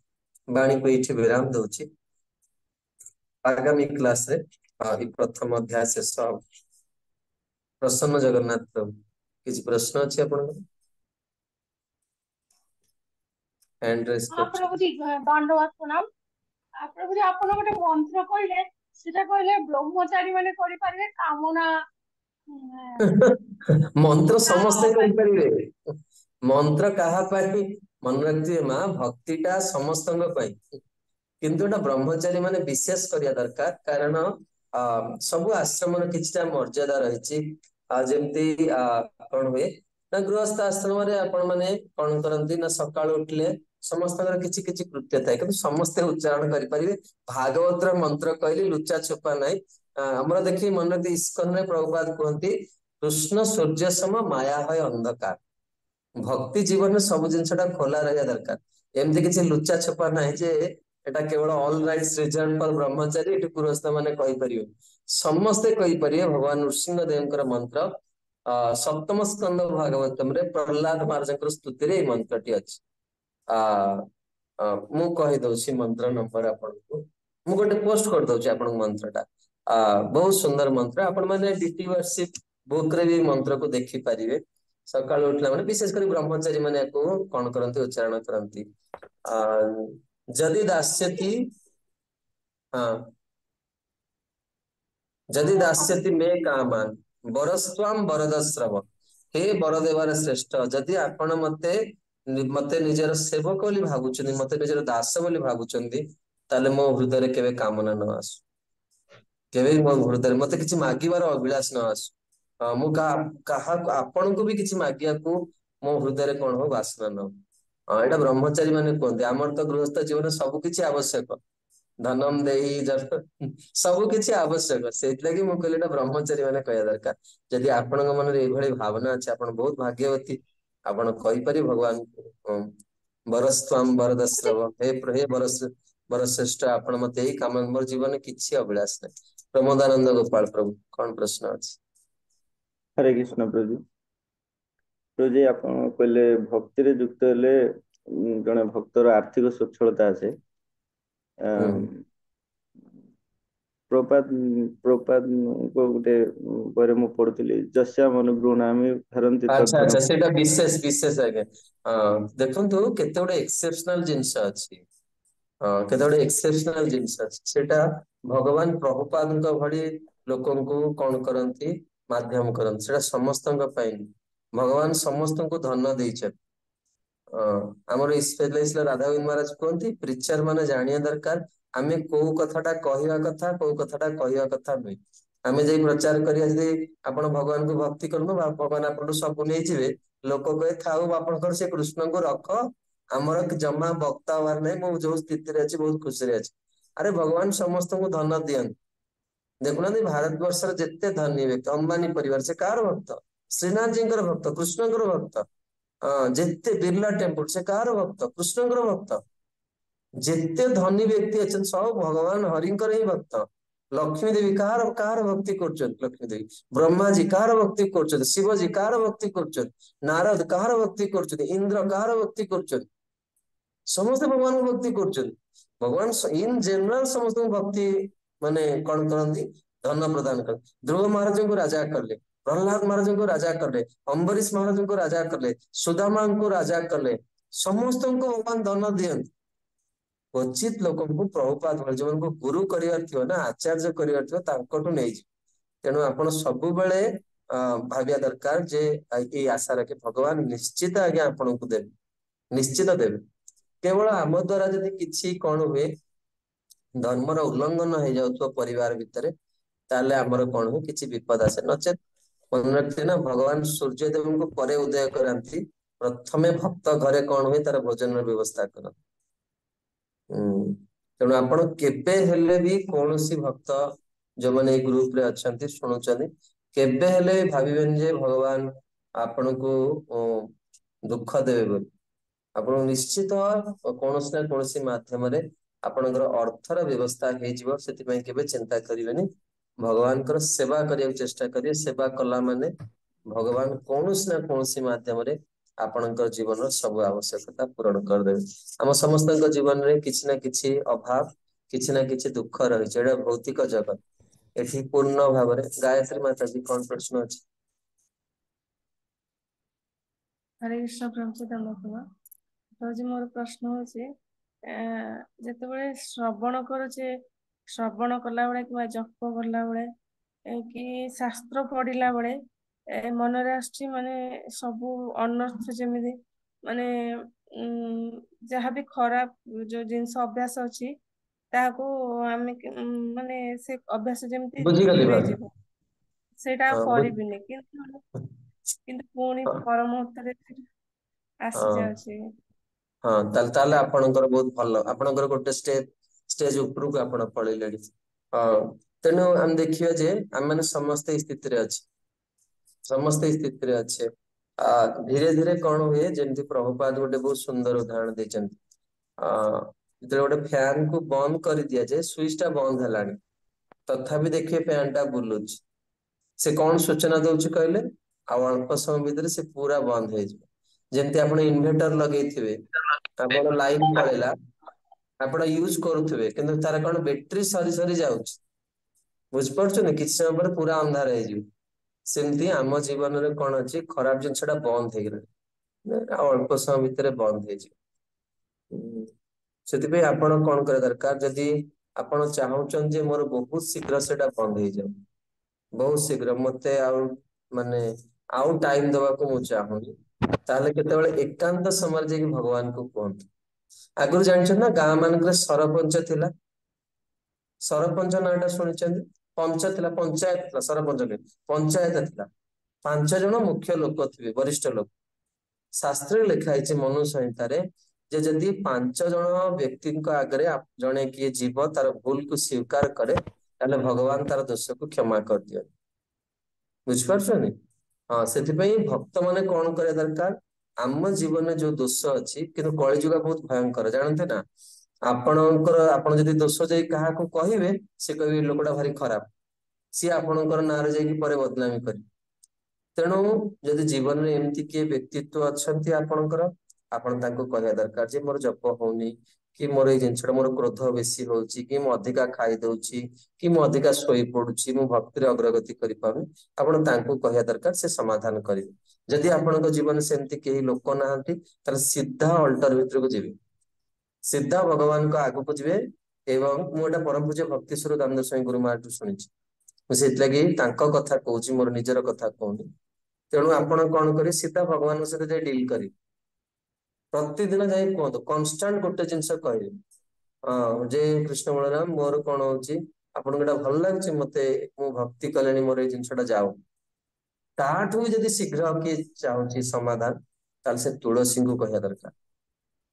किंतु मन रखते ए कहिला बेले केही लोक सेटा सुनिबेनी भक्तिटा कौन ना हमर कौन होय ना मा के खराब भाविबेनी का को कष्ट देवा पे मु कहूनी हमर प्राय भक्ति जिनसटा कौन ना लोक देखाणिया हो जाए बहु लोक अच्छे मुझे प्रणाम करी लोक नाहांती मंदिर भीतर जाई पुणी पळै आसी ठिया सिंह भलिया लोक अच्छे लोक को देखिया पई मु बड़ भक्त प्रणाम करछु लोक नाहांती मु प्रणाम करिवि सेमती नुहे जेते बेले कहिबे केही सेठी नथिबे आपनकर स्वामी भी नुहे डिभोशन होची आपण एकुटिया जगत को आस्थिले दिने एकुटिया जगत रु जीवे परिवार को नेकी जीवे गलाळे तेणु जहा डील करिया दरकार भगवान के सहित पर्सनाली करिया दरकार गृहस्थ आश्रम भी हो गृहस्थ आश्रम रे सब जिनस इंडिविजुअली हवा दरकार आपणकर गोटे आसन थिबा दरकार आपणक स्वामी भी गोटे आसन थिबा दरकार जो माने दंपति भक्ति करछनी निजर इंडिविजुअल एमती ना जे आपणक पत्नी को आसन रे आपण बसी की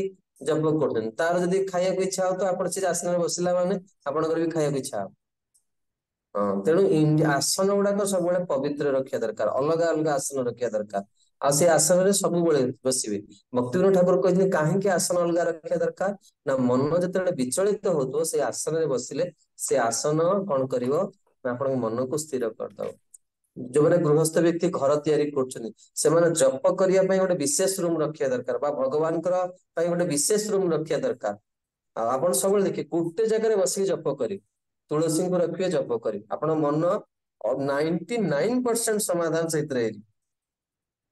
भक्ति जीवन कि आम एगुड़ा करूने महाप्रभु जिते बड़े भी जप कर तुलसी आगे जप कर प्रभुपाद लिखिए 99% devotional success depends upon your chanting आपनकर सब समस्या समाधान जप आम कर बहुत सुंदर सुंदर उपाय अच्छे जमी भागवत बहुत समस्या समाधान लिखाई घर को विपद आकस्मिक विपद कौन कर घरे धनर अभाव अच्छे कौन कर सब जिन समाधान भागवत अच्छे किंतु आमे चरित्र शुणुने हरि कथा शुणुने नियम को ठीक ठीक जानुने कौन अनुभवी वैष्णव परामर्श नौने से यदि किसी भी आपंकर समस्या अच्छी आप भगवान को जाइए कहतु अल्टर अल्टर आगे एकुटिया कहे भगवान को जो कहे प्रभु मोर यहाँ आवश्यकता अच्छी मोर गोटे अनुभव मुझे कहूँ मुझे मैनेजमेंट करी भुवनेश्वर MBA करी तो मु प्रथम दिन जो एडमिशन कली मु शुणिली जे आम कॉलेज इंटर कॉलेज कंपटीशन में केबे भी प्राइज पाई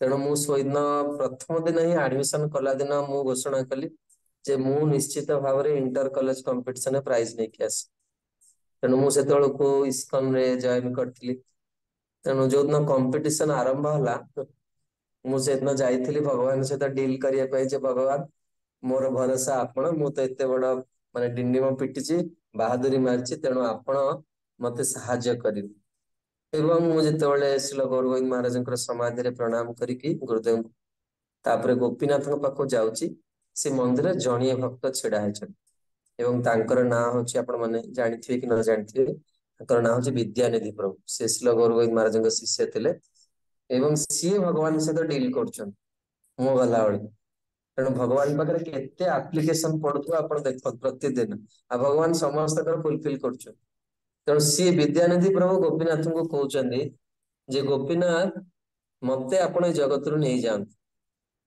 देखो मुझे कहवाई कौन मु कॉलेज आज फास्ट कंपटीशन सी कहते प्रभु मत आप मत जगत रू मत नहीं जाते मु वृंदावन जाइली शरीर छाड़ी सेठी मोर प्राण गलानी मु गुरु आश्रम रोचे मुझे सेवा करी पारुनी मु ऋणी हो जाऊँ गुरु आश्रम किसी सेवा देवा पड़े मुझे सेवा करूनी मु प्रसाद पाऊँ आप जानते गोपीनाथ जो सोनार मुकुट पिंधती भुवनेश्वर देखुवे सेटा सब सी निजे देचन बहुत किसी जिनस से करके जो से माने अच्छा से भावुले मुझे सेवा करूँ तेणु से कहले प्रभु गुरुदेव मत कृपा कर रखी गुरु आश्रम किसी सेवा करनी कहीं शरीर रखी आप नहीं जाओ सी भाया कहते तेणु मुझे पछरे ये कथा शुणिली मागिली भगवान किसी मु चुपचाप प्रणाम करके पलि आसली आते सुंदर भाव देखो किंतु मु फास्ट हेली आपण भगवान को न मागिले भी भगवान जानते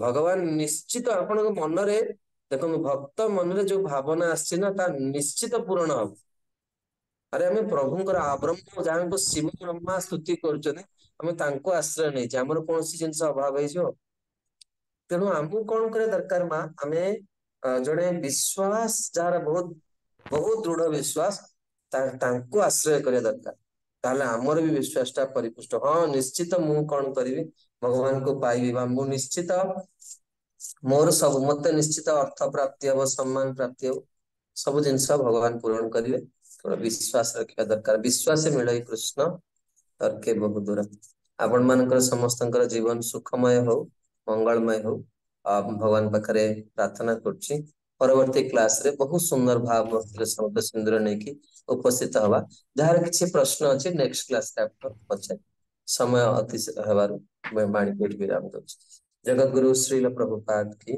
जय।